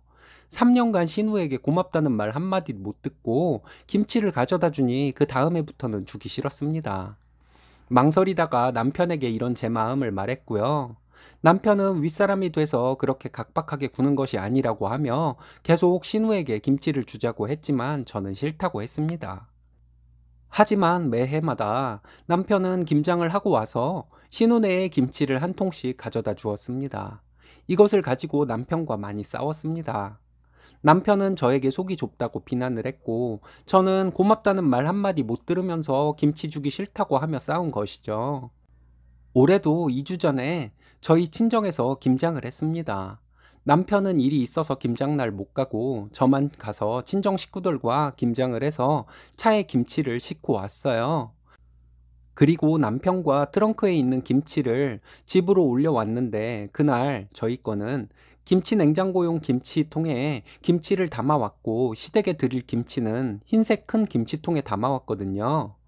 근데 저희 김치 냉장고용 김치통이 하나가 모자랐습니다.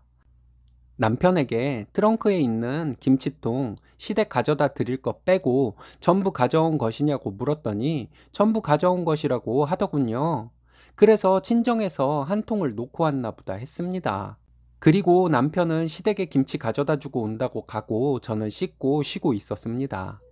며칠 동안 저희 김치냉장고용 김치통 하나의 행방을 친정 식구들에게 물어가며 찾아봤는데 아무도 모른다는 거예요. 신랑이 저 몰래 신혼에 가져다 준 것이 아닌가 의심이 가더라고요. 며칠 뒤에 신랑에게 물어봤습니다. 김치냉장고용 김치통 하나가 없어졌는데 신혼에 가져다 준 것이냐고요.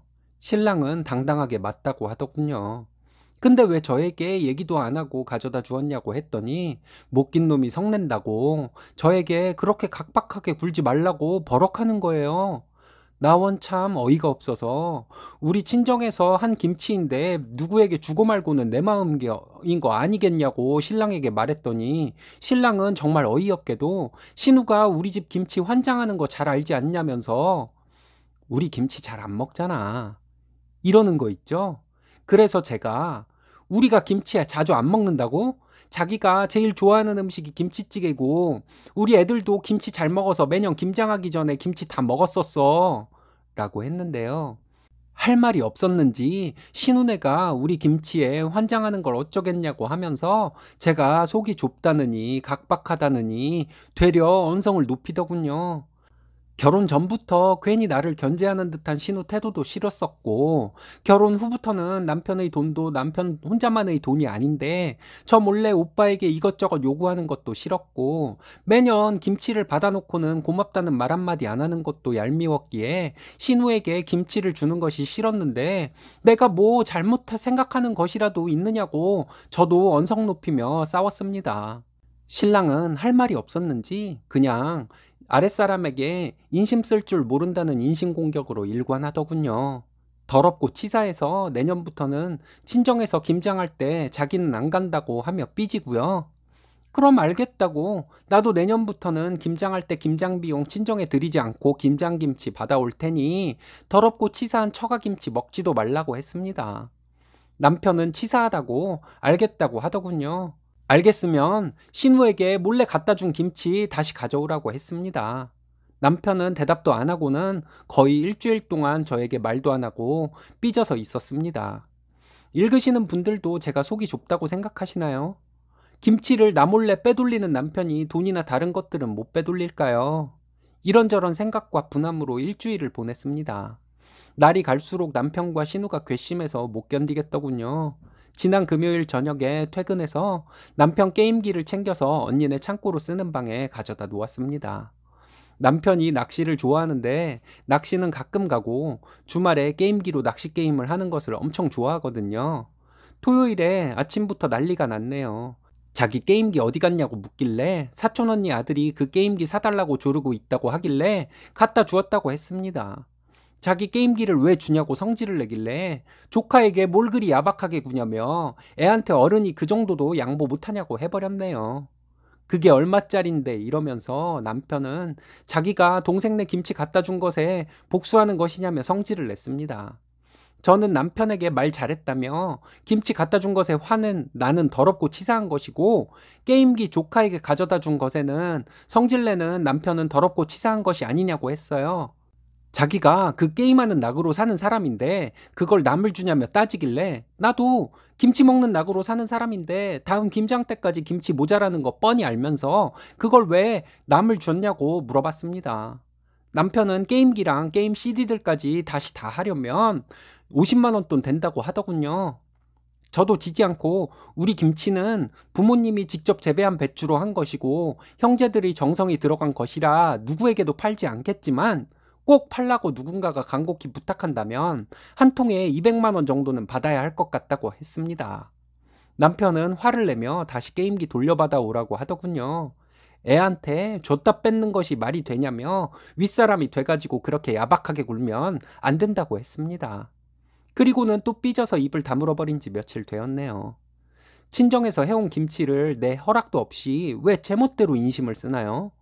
그것도 내가 싫어하는 것을 뻔히 알면서 몰래 갖다 준 것이 정말 화가 나서 아직도 풀리지를 않습니다. 매년 친정부모님이 고생해서 자식 손주들 먹이려고 담근 김장김치 누구에게도 주고 싶지 않습니다. 남편 게임기를 사촌 언니네 조카 줬다고 거짓말한 것이 유치하다고 하실 분들도 있을 수 있겠지만 앞으로도 김장김치든 뭐든 제 허락 없이 남편이 마음대로 인심을 쓸 사람이기에 저도 똑같이 하려고 합니다. 저와 상의 없이 남편이 무슨 인심 쓸 때마다 남편이 아끼는 물건 하나씩 언니네 창고방에 갖다 놓을 생각입니다. 유치한 부부싸움 어디에도 말할 곳이 없어서 여기에 올립니다. 끝까지 읽어주셔서 감사해요. 모두들 건강 조심하시고 얼른 코로나가 지나가길 바랍니다. 사연은 힘든 시집살이와 멸시하는 남편 때문에 이혼하려고 작정하고 시댁에서 밥상을 엎어버렸다는 분의 사연과 그 후기 사연인데요. 함께 보시겠습니다. 결혼 7년 차 5살짜리 딸 하나 있는 워킹맘입니다.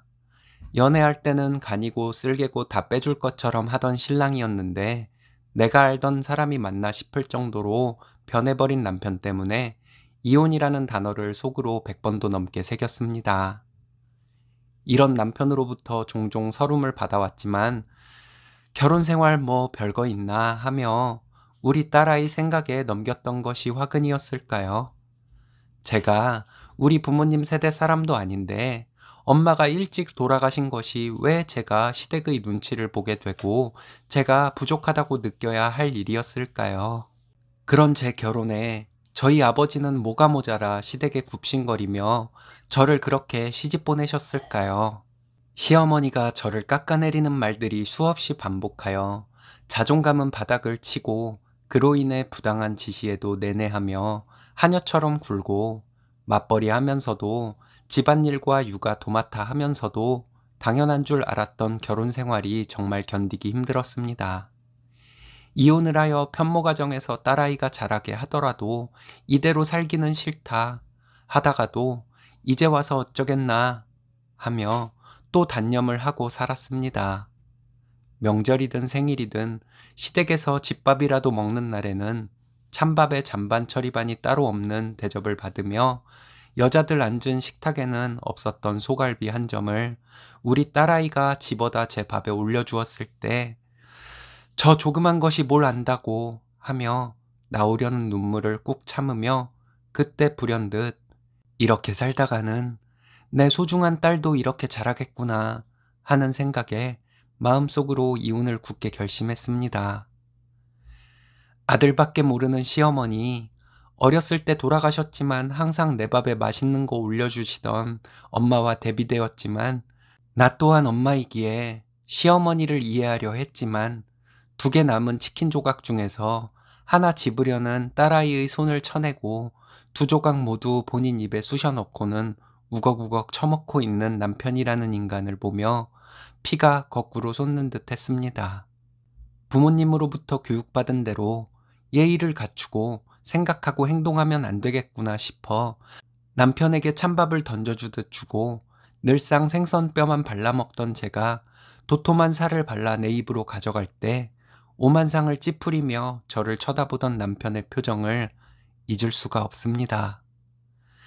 마누라가 아닌 무슨 거지 입구멍에라도 들어가는 것을 보는 듯한 남편의 표정을 평생 잊지 못할 것 같습니다. 집안일도 저와 딸아이의 것만 했고 얼마 전부터는 남편에게 밥도 차려주지 않았습니다. 남편이 소리를 지르고 욕을 해대도 무표정으로 무시하고 제 할 일만 하거나 TV를 보며 낄낄거리고 웃어버렸습니다. 시어머니에게 쪼르르 달려가 고자질하길 은근히 바래봤지만 집을 나가버린 남편 너무나도 편했습니다. 그래서 더 결심했습니다. 복날이니 시어머니가 오라길래 딸아이를 집 근처에 사는 친구에게 맡겨놓고선 작정하고 시댁에 갔습니다. 남편에게 전화해서 복날이라 시어머니가 오라 해서 시댁에 가고 있다 하니 그럼 그렇지니까 집게 라는 식으로 말하는 나를 혐오하는 듯한 남편의 말본새 꾹 참고 남편과 함께 시댁에 갔습니다. 역시나 아무 준비도 하지 않은 시어머니 재료라도 사다 놓으신 것에 감사를 드려야 하나 하는 생각에 헛웃음을 지으며 땀으로 옷을 적셔가며 만들었습니다. 시부모님과 남편은 얼음에 오디를 타서 처마시고 에어컨 쐬면서 TV 보고 있는 것을 보니 당장 뜨거운 삼계탕을 들어부어 버리고 싶었습니다. 복날이라고 삼계탕을 먹을 때마다 먼저 떠서 시아버지 시어머니 드리니 그대로 남편 접시에 옮기며 이런 것은 남자가 먹어야 한다는 말이 떠올랐습니다. 제가 그 말을 박살내버리려고 간 것은 누구도 몰랐겠죠. 다리를 뜨려는 시어머니가 잡은 국자를 빼앗듯이 낚아채서 다리 하나를 떠서 내 접시에 놓고 국자로 냄비를 뒤적이면서 내가 먹고 싶은 인삼, 대추를 양껏 내 접시에 담아 먹었습니다. 시어머니는 소리를 지르시며 뭐 하는 짓이냐고 하길래 내가 좋아하는 것들을 먼저 먹으려고 한다고 하며 먹는 것에 열중하려 했습니다.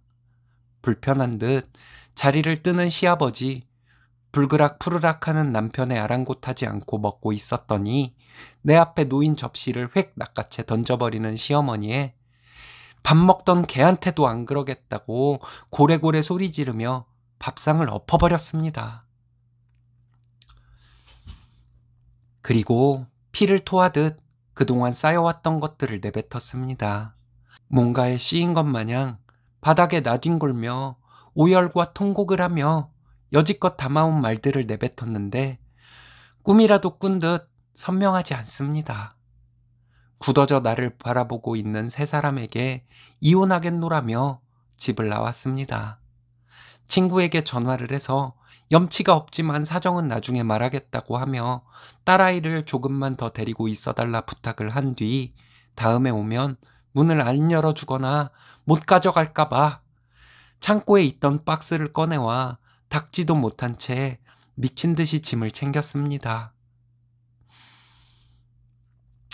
당장 올 수 있는 용달을 찾으려 몇 번이고 여기저기 전화를 했고 그 길로 친정아빠 집으로 짐을 보낸 뒤 새벽이 되어서야 눈물이 멈췄습니다. 어제는 회사에 양해를 구했고 휴가를 조금 당겨 쓰게 되어 푹 자고 싶은데 잠도 안 오고 전화는 C자 들어가는 것들 모조리 차단해 주었지만 뭔가가 온다고 폰이 울리긴 하는데 뭐라고 짓거리는지 모르겠습니다.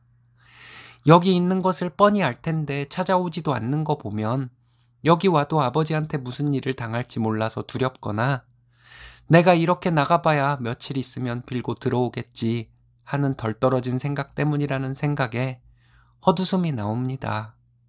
결혼할 때 여자는 전업주부이어야 한다고 고집부리는 시어머니에게 자기 혼자 벌어서 못 먹여 살린다고 설득한 남편에게 고마워해야 할지 다니고 있는 회사가 있으니 그나마 안심이 됩니다.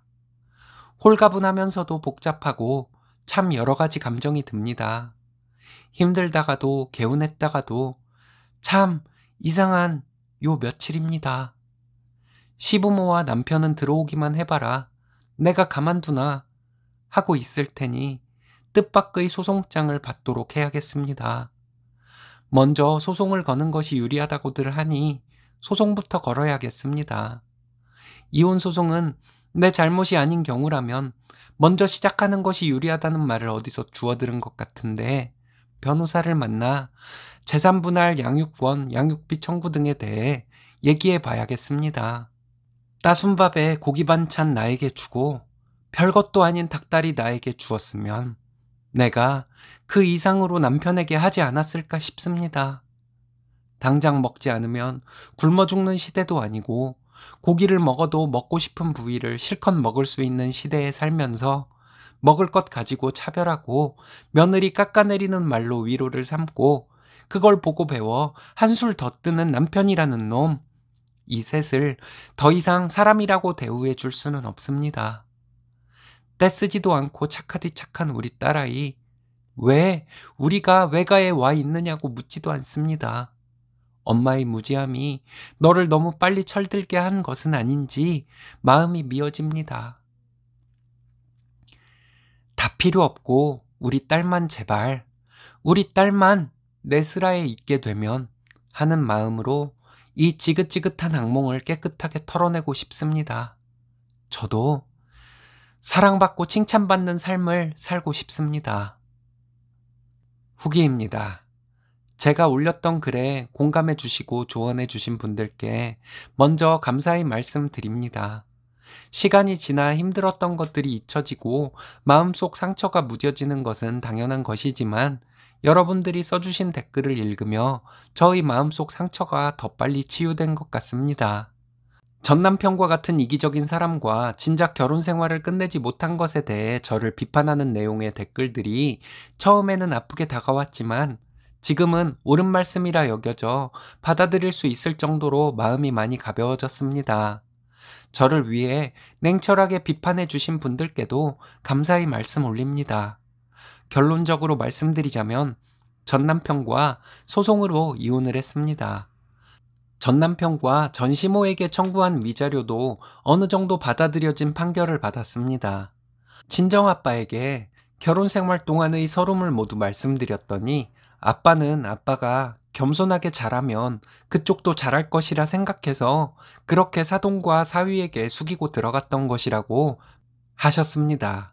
그렇게 숙이고 들어가는 것만이 능사는 아닌데 아니다 싶으면 돌아서라고 했어야 했는데 하시며 저에게 미안해 하셨습니다. 저에게 미안해하는 아빠와 며칠을 울면서 많은 얘기를 했습니다. 아빠는 저에게 미안해 하셨고 저는 아빠 잘못이 아니라 내가 똑똑지 못해서 그런 대접을 받은 것이라며 서로를 위로하며 대화를 했습니다. 어쨌든 저에게 못되게 군 사람들이기도 하지만 아이에게도 그런 짓을 한 사람들이니 더 이상은 용서할 수가 없다고 결론 짓고 아빠의 도움을 받아 소송 이혼을 했습니다. 그쪽에서 송장을 받았는지 한동안 모르는 번호로 전화가 많이 왔지만 받지 않았습니다. 전 남편이 저희 집에 찾아왔지만 그때마다 경찰을 불러서 쫓아버렸습니다. 이외에도 이혼 과정에서 전 남편과 전 시모의 이상 행동이 많이 있었지만 저도 떳떳하게 잘 대응했습니다. 그리고 아빠와 아이와 함께 이사를 했습니다. 8개월간의 이혼 소송 끝에 판결이 났습니다. 저도 경제력이 전 남편에 비해 뒤지지 않아 아이는 제가 키우는 것으로 판결이 났고 결혼 생활 동안 저를 괴롭힌 전 시모와 전 남편에게 혼인 파탄의 책임이 있어 위자료를 지급하라는 판결이 났습니다. 판결이 난 지 2달이 지났지만 위자료를 받지는 못했습니다. 위자료 강제 지급 요청을 할 생각입니다. 양육비도 마찬가지입니다. 양육비도 못 받고 있지만 그것도 강제 지급으로 받아낼 생각입니다.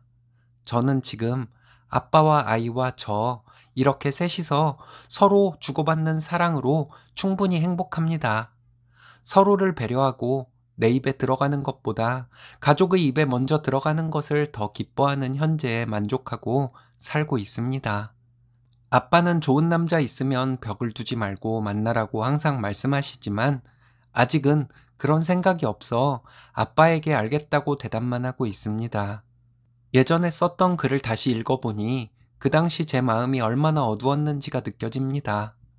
여러분들의 관심과 위로 덕분에 지금은 많이 밝아졌습니다. 많은 분들의 응원 잊지 않고 잘 살도록 하겠습니다. 다시 한번 감사의 말씀드립니다. 이번 사연은 임신을 위해 퇴사하는 며느리에게 악담을 하던 시모와 신우를 응징하고 연 끊었다는 분의 사연인데요. 연 끊고 임신이 되었다네요. 함께 보시겠습니다. 안녕하세요. 정신없는 글이 될 것 같습니다. 여러분들의 이해 바래요. 내가 전업을 하든 계속 일을 하든 시모와 신우가 왜 상관을 하는지 참 어이없었습니다. 더는 못 참겠어서 신랑과 저는 그동안 쌓아두었던 말들을 해버리고 시댁과 연을 끊었는데요. 시모와 신우는 저희 부부가 살아가는 방식도 그렇게 간섭을 하더니 이제는 별걸 다 간섭하더군요. 저희는 결혼할 때 양가 도움 없이 둘이 모은 돈으로 다 했습니다. 결혼한 지는 1년 조금 안 되었고 부부관계는 잦았어요. 결혼 전에 신랑과 얘기할 때 임신이 되면 제가 일을 그만두기로 했습니다. 신랑과 저는 동갑이고 30대 중반이에요. 시어머니는 결혼 전부터 제가 나이가 많다고 몇 번 볼멘소리를 했습니다. 신랑과 동갑인데 그럼 신랑은 나이가 어린 것인지 참. 신우는 한술 더 떠서 제 나이가 노산이네 어쩌네 참 말이 많았어요. 신우는 시댁 근처에 사는데 저희가 시댁에 가면 항상 시댁에 있는 사람입니다. 신우 아이들이 지금 둘 다 초등학생인데 시어머니 도움받아서 키웠대요. 그런데 그것도 웃긴 게 신우가 첫째 낳고 전업이 되었는데 자기 엄마에게 육아를 도움받기 위해서 근처로 이사를 온 것이었다고 합니다. 신랑과 저는 집안일을 분담해서 하고 있습니다. 제가 음식하고 빨래를 맡고 있고 신랑은 설거지와 청소를 합니다. 주말에 대청소와 장보기를 함께 합니다. 아침은 둘 다 안 먹고 저녁은 퇴근해서 외식을 하거나 배달을 시켜 먹는 경우가 많아서 제가 저녁을 차리는 날은 많아야 일주일에 두세 번입니다. 집안일 때문에 스트레스를 받거나 하는 일은 없어요. 때리는 시어머니보다 말리는 시누이가 더 밉다고 시어머니가 잔소리와 앞뒤 안 맞는 소리 하는 것도 스트레스였지만 옆에서 시어머니 말에 한마디씩 거드는 신우가 더 짜증났습니다. 저희 집과 시댁도 멀지 않아서 자주 찾아뵙는 편인데 만나기만 하면 시어머니는 아이 소식 없냐? 너에게 문제가 있어서 아이 못 갖는 것은 아니냐? 이런 말들을 만나서부터 헤어질 때까지 지겹도록 하셨습니다. 신랑이 듣다 못해 엄마가 스트레스 줘서 생길 아이도 안 생기겠다고 말했을 정도예요. 신우는 옆에서 제가 노산이라서 먹어야 할 약이 많을 것이다. 아이가 건강하게 태어나지 못할 가능성이 있다 등등 악담같이 들릴 소리도 가끔 하고 그랬습니다. 신랑과 저는 결혼하면 바로 아이를 갖기로 했기 때문에 아이가 생기지 않는 것 때문에 불안하고 초조하고 그랬거든요. 자연임신은 포기하고 다른 방법을 찾아봐야 할지도 얘기하게 되었습니다. 신랑은 돈을 잘 법니다. 세후 월 450 벌고 저는 서비스직이에요. 저는 직업 특성상 하루 종일 서 있어야 하고 사람들에게 항상 기분 좋은 표정과 말투로 다가가야 하는데 그렇게 하는 것에도 한계가 있잖아요. 개인적으로 컨디션이 안 좋은 날도 있고 안 좋은 일이 있는 기간도 있고요. 그리고 가끔 만나는 진상 손님으로 인한 스트레스가 장난이 아닙니다. 결혼 전부터 남편은 저에게 결혼하면 바로 아이를 갖자고 하면서 제 나이도 나이지만 직업적으로 받는 스트레스 때문에 아이가 생기지 않을 것 같으면 퇴사를 하고 아이를 갖자고 했습니다. 자기 마누라 자기가 보호한다고 하면서요. 신랑의 말이 그 말만으로도 저는 눈물 나도록 고마웠습니다. 대학 졸업하고 부모님 도움받지 않고 살려고 노력하며 살았는데 저를 책임지겠다고 하니 고마웠던 것이죠. 하지만 저희가 풍족한 기반에서 시작한 것이 아니었기 때문에 저는 일을 그만둘 마음은 없었습니다. 신랑이 일 그만두라고 몇 번 말했지만 생각해보자고 대답하고 말았습니다. 그러던 중에 제가 무릎이 안 좋아져서 힘들어하고 있었는데 신랑이 잘 되었다고 퇴사하고 무릎 아픈 거 병원도 다니고 쉬면서 아이를 갖자고 했습니다. 말은 참 고마운데 막상 일을 그만두려니 겁이 나기도 했어요. 신랑이 자기가 투잡을 뛰어서라도 저와 아이를 먹여 살릴 것이니 걱정 말고 그만두라고 해서 신랑에게 고마운 마음으로 일을 그만두게 되었습니다. 회사에서 새로 직원을 뽑고 인수인계를 제가 일주일간 해주게 되었는데 그 기간에 시댁에 가서 퇴사할 예정이라고 얘기를 하게 되었습니다. 그냥 자연스럽게 얘기가 나온 것이었어요. 시어머니 반응이 너무 섭섭했습니다. 아기가 생기면 그때 일을 그만두는 것이지 무슨 아기를 갖기 위해 집에서 놀고 먹냐고 하시더군요. 신우는 옆에서 요즘 집에서 노는 여자가 어디 있냐고 직업에 대한 자부심을 가지고 사는 여자들이 얼마나 많은 줄 아냐고 하는데 어이없어서 그럼 형님은 집에서 노는 것이냐고 했더니 자기는 아이 둘이 있으니 다른 얘기라고 하더군요. 신랑이 제가 무릎이 안 좋아진 것도 있고 직업 특성이 스트레스가 많은 것이라서 무릎 치료도 해야 하고 마음 편히 있어야 아이가 생길 것 같아서 결정한 것이니 상관 말라고 하는데도 시어머니는 제가 아들에게 빌붙어 산다고 계속 화내듯이 말을 하더라고요. 일하지 않는 자 먹지도 말라고 했다는 말까지 예를 들어가면서 말씀하시는데 시어머니와 신우가 드디어 쌍으로 미쳤나 했습니다. 신랑이 엄마랑 누나 말 듣고 제가 계속 일하다가 아이 계속 안 생기면 그 원망이 엄마랑 누나에게 갈 텐데 무슨 책임을 지려고 말을 그렇게 나오는 대로 하냐고 했어요. 신우는 저에게 남편에게 빌붙어 살 생각이면 이혼하라고까지 하더군요. 신랑이 그걸 왜 누나가 결정하냐고 됐다고 하면서 이제 여기 안 온다고 했습니다. 우린 우리끼리 잘 살 테니 누나랑 엄마나 서로 의지하면서 잘 살라고 말했습니다. 시어머니는 남편에게 마누라 치마폭에 쌓여서 어쩌고 하시는데 제가 시어머니에게 그랬습니다. 형님은 애들 다 커서 일 나가도 되는데도 일 안 하고 있는데 그건 왜 말씀 안 하시고 저한테만 그러세요? 했더니 너희 얘기를 하는데 왜 다른 얘기를 하냐고 하시더군요. 형님은 놀고 먹으면서 시댁에 와서 어머니랑 맨날 못된 짓 할 궁리나 하고 있어야 해서 그러는 것이냐고 했어요. 두 분이 맨날 만나서 남들 흉보고 음식이나 해먹고 있으니 살이나 찌고 그러는데 남들이 뭐라고 하겠냐고 했어요.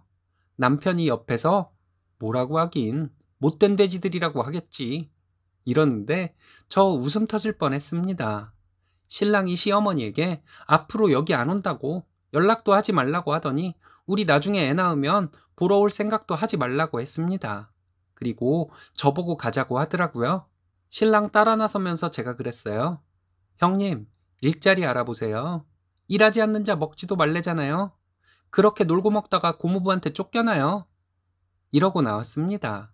신랑이 씩씩대면서 다시는 자기 식구들 안 보고 살 것이라고 내 마누라 내 새끼 건드리는 것들은 다 가만 안 둘 것이라고 하더라고요. 그 뒤로 저는 직장에서 인수인계 끝나고 집에서 쉬면서 병원 다녔습니다. 집에서 편하게 있으니까 마음도 편하고 40kg대였던 몸무게도 늘었어요. 그러더니 생리가 멈춰서 임태기 해보니까 두 줄이 보이더군요. 신랑에게 전화했더니 신랑은 회사 조퇴하고 달려왔습니다. 병원 갔더니 임신 6주라고 하더군요. 요즘 신랑과 저는 꿈속에서 사는 것 같이 행복합니다. 신랑은 집에서 아무것도 하지 말고 놀고만 있으라고 저에게 협박을 합니다. 신랑을 배려하는 마음으로 저는 진짜 아무 일도 안 하고 있죠. 신랑은 시모와 신우에게 우리 아이 절대 안 보여줄 것이라고 합니다. 저도 같은 생각이고요. 친정부모님 속상하실까봐 시어머니와 신우가 못된 짓 하던 것들 친정엄마에게도 말하지 못하고 살아왔는데 여기에 시원하게 털어놓고 이제 태교에 전념하려고 합니다. 여러분, 저 임신한 여자예요. 이번 사연은 받은 재산 탕진하고 잘난 척하며 스니님 가족을 무시하던 꼰대 큰아버지를 새언니가 사이다 발언으로 내쫓았다는 사연인데요.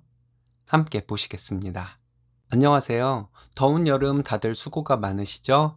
저희 새언니가 이번 제사에서 큰아빠에게 상해 있던 저희 가족 감정의 응어리를 사이다 발언들로 한 방에 날려버려 준 일이 있어 이렇게 사연을 올립니다. 저는 30대 초반 직장에 다니는 여자입니다. 저는 2살 터울의 오빠가 하나 있는 일남 일녀 중 막내입니다. 우리 부모님 두 분 다 순둥순둥하시고 우리 남매도 부모님을 닮아 그다지 모난 곳 없이 흔한 현실 남매의 싸움 한 번 없이 살아왔어요. 문제는 큰아빠 식구들인데요. 큰아빠는 여지껏 돈을 벌어본 적이 없는 사람이에요. 그리고 사람의 근본, 제사, 집안의 전통 같은 것을 매번 강조하여 말하는 사람이죠. 우리 할아버지께서는 지금은 돌아가셨지만 엄청 부자셨어요. 서울 변두리와 근교에 건물과 땅 100필지를 갖고 계셨었다니 정말 대단한 부자였죠. 그 할아버지 덕에 우리 큰아빠와 아빠는 정말 부잣집 도련님처럼 자랐나 봐요.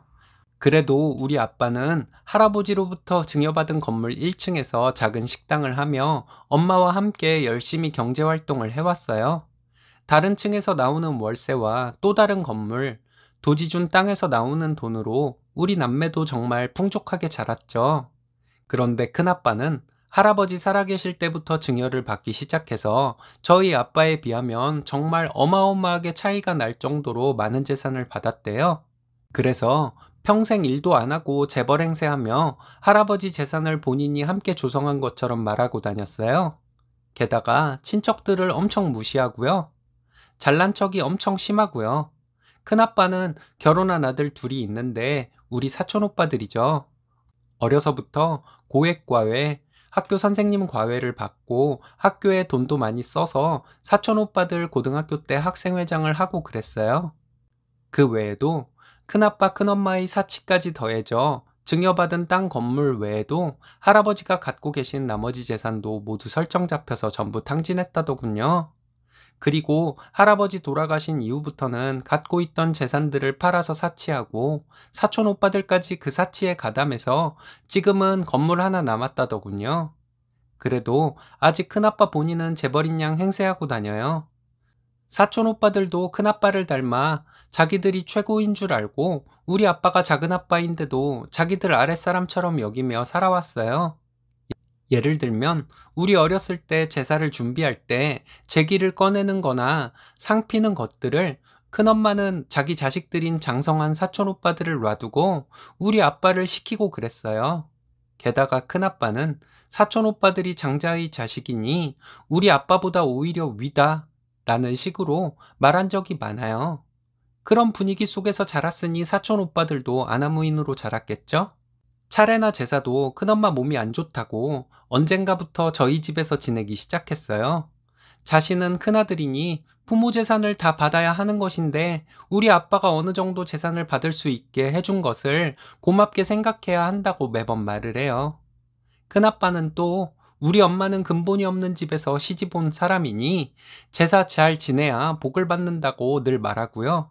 사촌 새언니들도 그냥 평범한 집에서 자란 사람들인데 큰 새언니는 자신이 재벌집 상속자 며느리인 것처럼 온몸에 명품을 두르고 아이를 영어 유치원에 과외에 해외여행에 이런 것들 우리한테 자랑하기 바빠요. 그래서 큰아빠네 집은 항상 엄청난 대출이자에 허덕이면서도 허세와 사치는 멈추질 않네요. 저희 아빠가 말씀하시기로는 큰아빠네가 지금까지 가지고 있는 건물도 팔아먹을 날이 얼마 안 남았다고 하셨습니다. 그러던 중 지난 봄에 오빠가 결혼을 했는데 정말 예쁘고 착한 새언니가 들어왔어요. 항상 주말에 오빠 부부가 집에 오면 우리 아빠가 젊을 적부터 살아온 얘기를 하는 것을 좋아하는데 우리 새언니는 신기하게도 그 재미없는 얘기를 신나게 듣고 맞장구 쳐주고 중간중간 질문까지 해가면서 공감을 해주네요. 항상 비슷한 얘기가 반복되는데도 전혀 지루해하는 기색 없이 아빠의 인생 스토리를 들어준답니다.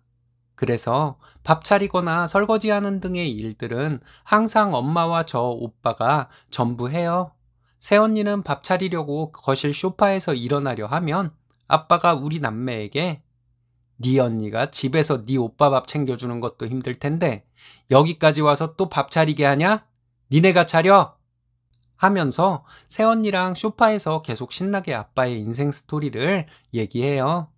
저도 듣기 지겨워서 피하는 것을 신나게 들어주니 저는 새언니한테 고맙게 생각하면서 엄마를 도와 밥 차리고 설거지하고 그러죠. 이렇게 착한 새언니인데 이런 새언니의 대박 반전의 매력을 볼 수 있는 사건이 터졌어요. 증조할아버지 제삿날 때마침 휴일이어서 우리 집에서 우리 가족들과 큰아빠네 가족들 모두 점심때부터 모여서 제사 준비를 하는데 우리 엄마와 저, 오빠, 새언니 이렇게만 제사 음식을 하고 있었어요. 큰엄마랑 사촌 새언니들은 방에 들어가서 자는지 핸드폰 보는지 나오지도 않고요. 큰아빠는 늘 하던 허세를 부리다가 부엌에 가끔 와서 정성스런 마음으로 제사 음식을 해야 한다고 잔소리를 하고 나갔죠. 제사가 모두 준비되고 원래 밤늦게 지낼 제사를 8시쯤 지내자고 새언니가 아빠한테 말했나 봐요. 내일 출근도 해야 한다고. 아빠는 그렇게 하자고 해서 제사 음식을 모두 차렸는데 음식 나르는 소리에 소파에서 자고 있던 큰아빠가 깨서 지금 시간이 몇 시인데 제사를 준비하냐고 했어요. 그래서 아빠가 내일 애들 출근도 하고 해야 하니 그냥 일찍 제사 지내자고 말했고요. 그랬더니 큰아빠가 그런 게 어딨냐고, 어디서 그 며느리로 근본 없는 것들이 들어와서 가풍까지 무너뜨린다고 막말을 하며 제사는 자시에 맞춰 지낸다고 막무가내로 나가더군요. 우리 아빠는 우선 알겠다고 했는데 큰아빠가 대뜸 재수씨랑 땡땡이 쳐 이리 와봐라 그러더니 제사가 어쩌고 가풍이 어쩌고 하다가 사람이 근본이 없으면 배우려는 자세를 갖기라도 해야지 이렇게 제멋대로 해서 집안이 제대로 되겠어? 라고 말을 하는데 아니 말이 채 끝나기도 전에 새언니가 맞아요 큰아버님 사람이 근본이 있어야죠. 제사에 며느리랑 손주며느리가 제사 음식을 안 하고 방에 어딜 틀어박혀 있어요? 라며 부드럽게 말하는 거예요. 큰아빠가 얼굴이 빨개져서는 어제 늦게까지 일하다 와서 그런 거라며 어버버 하더라고요. 그러면서 큰아빠가 하는 말이 그래서 넌 지금 싸가지 없이 날 가르치려 드는 거냐? 하면서 언성을 높였어요. 아빠가 나서서 중재를 하려는데 새언니가 아빠에게 손짓으로 가만히 계시라고 하고는 앙칼진 목소리로 모르시면 배우셔야죠. 큰아버님 자꾸 근본 얘기하시는데 큰어머니는 없는 집에서 시집와서 돈 아낄 줄 모르고 시할아버님 재산을 거의 다 탕진했잖아요. 그리고 형님들은 시집와서 큰어머님과 합세해서 더 재산을 탕진했고요. 게다가 차례 때나 제사 때 지방 경조사 때 쏙 빠지고 권리는 다 챙기려고 드는 사람들인데 다들 근본이 있는 분들이라서 그런 건가요? 라고 얘기를 했어요. 그랬더니 큰엄마가 새언니한테 쌍욕을 하며 달려들려 하는 걸 엄마가 막아섰네요.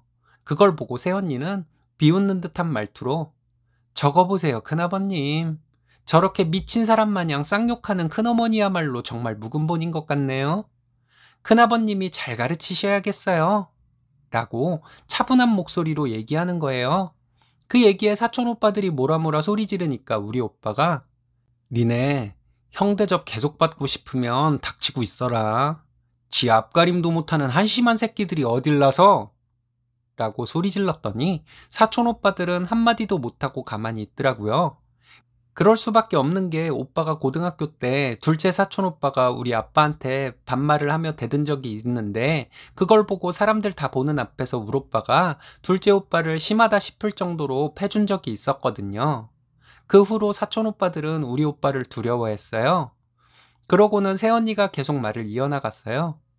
큰아버님은 재산도 아버님보다 10배 가까이 물려받으셨으면서 지금은 아버님만큼도 안 되는 재산 남아있잖아요. 그것도 은행빚 다 갚고 나면 얼마 남지도 않을 거고요. 그런데도 정신 못 차리시고 우리 아버님 어머님을 무시하고 계세요? 아주버님들 나중에 정말 거리에 나앉을 날이 멀지 않은 것 같은데 그때를 대비해서라도 우리 아버님한테 잘 하셔야 할 거예요. 아니면 정말 우리 아버님한테 국물도 없을 테니까요. 라며 엄청난 이 얘기를 편안한 표정으로 하더라고요. 그랬더니 큰아빠랑 큰엄마가 알아듣지 못할 쌍욕을 하며 고래고래 소리 지르더군요. 우리 아빠가 나서서 우리 며느리한테 욕하면 형이고 뭐고 가만두지 않겠다고, 나랑 마누라야 무시받아도 내가 잘하면 형도 달라지겠지라고 생각하고 살았는데 이젠 아니라고, 참고 살았더니 우리 자식들까지 무시당하더라고 하면서 이젠 나도 안 참는다고 하면서 큰아빠 가족들을 내쫓았어요. 내쫓기듯 나가는 큰아빠 가족들에게 우리 새언니가 한 말이 뭔 줄 아세요? 큰아버님, 조만간 돈 빌리러 우리 아버님에게 오시게 될 텐데 그때는 여태까지 우리 부모님 무시해온 거 무릎 꿇고 사죄한 후에 돈 얘기 꺼내셔야 할 거예요. 그럼 제사는 우리 근본이 있는 사람들끼리 지내겠습니다. 안녕히 가세요. 이거였어요. 우리 새언니 정말 대박이죠? 그렇게 큰아빠네 가족들이 가고 우리 식구들끼리 제사를 지내는데 씁쓸해할 줄 알았던 우리 아빠가 미소를 띤 표정으로 제사를 지내더라고요. 제사 지내고 새언니에게 어떻게 그런 상황에서 떨지도 않고 말을 잘했냐고 물어봤더니 오빠가 연애 때부터 큰아빠네 가족들에 대해 한 맺힌 얘기를 많이 했었대요. 그리고 우리 엄마 아빠를 보고 나서 이렇게 순하신 분들이라 큰아빠네 가족들이 그렇게 개무시한 거라는 생각이 들면서 착한 시부모님의 한을 풀어주고 싶었대요. 그래서 결혼하고 큰아빠네 가족들 만나면 어떤 망언이 나올지에 대해 오빠랑 예측을 하고 거기에 받아칠 대사를 정하고 시뮬레이션까지 했다더군요. 그것도 큰아빠가 멘붕이 올 대사들로 열심히 골라서 시뮬레이션 했다더군요. 그렇게 해서 우리 아빠 엄마가 무시받은 한을 풀어주자고 오빠랑 약속했대요. 그 말을 듣고 아빠는 내가 바보같이 참고만 살아서 너희들에게 이런 짐을 짊어지게 했구나. 미안하다. 하시며 미소 띈 표정은 바뀌지 않더라고요. 이후에 큰아빠네 식구들과의 관계가 어떻게 될지는 모르겠지만 저는 계속 경조사에서 만나 우리 새언니한테 큰아빠가 말조심 행동조심 하는 모습을 꼭 보고 싶네요. 새언니는 제사 지내고 나서 엄마 아빠 몰래 저한테 와서 이후 상황들에 대해 또 시뮬레이션 해봐야 할 것 같아서 귀찮겠다고 하며 웃었어요. 저도 이렇게 시원한데 우리 엄마 아빠는 얼마나 시원할까요? 예전에 짝사랑하던 오빠와 첫 데이트 때보다 더 설레는 이 느낌은 뭘까요? 이 마음은 뭘까요? 엄마 아빠의 한을 조금이나마 풀어준 우리 새언니가 너무 사랑스럽고 존경스러워요. 긴 글 읽어주셔서 감사합니다. 더운 날씨에 모두들 힘내자고요. 후기입니다. 제가 일신사에 보낸 글이 이렇게 많은 댓글과 관심을 받을 줄은 몰랐습니다.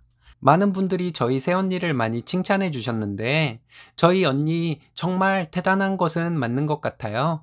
전에 증조할아버지 제삿날 큰아빠네 가족들에게 사이다 발언을 한 것도 대단하지만 오빠네가 저희 집에 오면 저희 아빠의 젊은 시절 이야기를 새언니가 지금까지도 열심히 들어주고 있는 것도 참 대단하다는 생각이 들어요.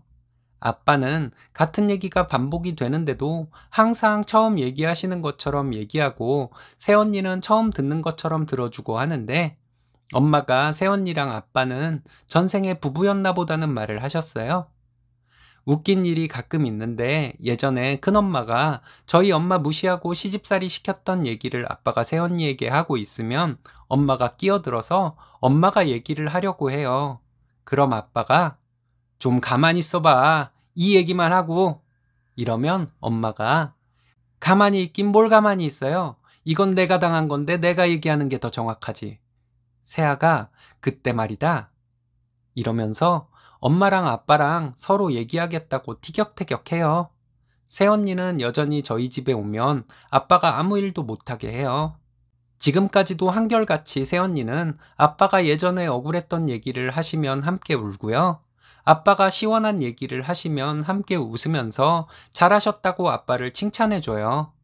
언젠가 새언니에게 제가 아빠 얘기 듣는 거 안 힘드냐고 물어봤더니 가끔 허리가 아플 때도 있는데 아빠 얘기 듣다 보면 매번 들어도 재밌는 부분이 있어서 별로 안 힘들다고 하더라고요. 저희 오빠가 귀찮다고 저희 집에 가지 말자고 하는 경우가 있는데 새언니가 오빠에게 오자고 해서 왔다는 말을 몇 번 들었어요. 저희 오빠가 장난으로 새언니에게 너 뭘 노리고 자꾸 우리 집에 가자고 그러냐? 했더니 새언니 왈, 니네 집 재산 노리고 그러지. 이래서 오빠가 똑똑한데? 이랬다고 하네요. 혹시라도 오해하실까봐 말씀드리지만 저희 새언니의 행동은 재산 노리고 할 수 있는 행동 차원이 아니에요. 증조할아버지 제사 때 망신을 당하고 큰아빠네는 더 이상 저희 집에 오지 않습니다. 그동안 명절이 2번이 있었는데 저희 집에 차례 지내러 오지도 않았고요. 저희 엄마가 큰엄마랑 가끔 통화를 하는데 큰엄마가 저희 엄마에게 지금 빚이 9억이라고 하면서 이자에 미친다고 하소연했다고 하네요. 저희 엄마가 큰엄마에게 그런데도 씀씀이를 줄이지 못하냐고 한마디 했는데 엄청 떨렸다고 하더라고요.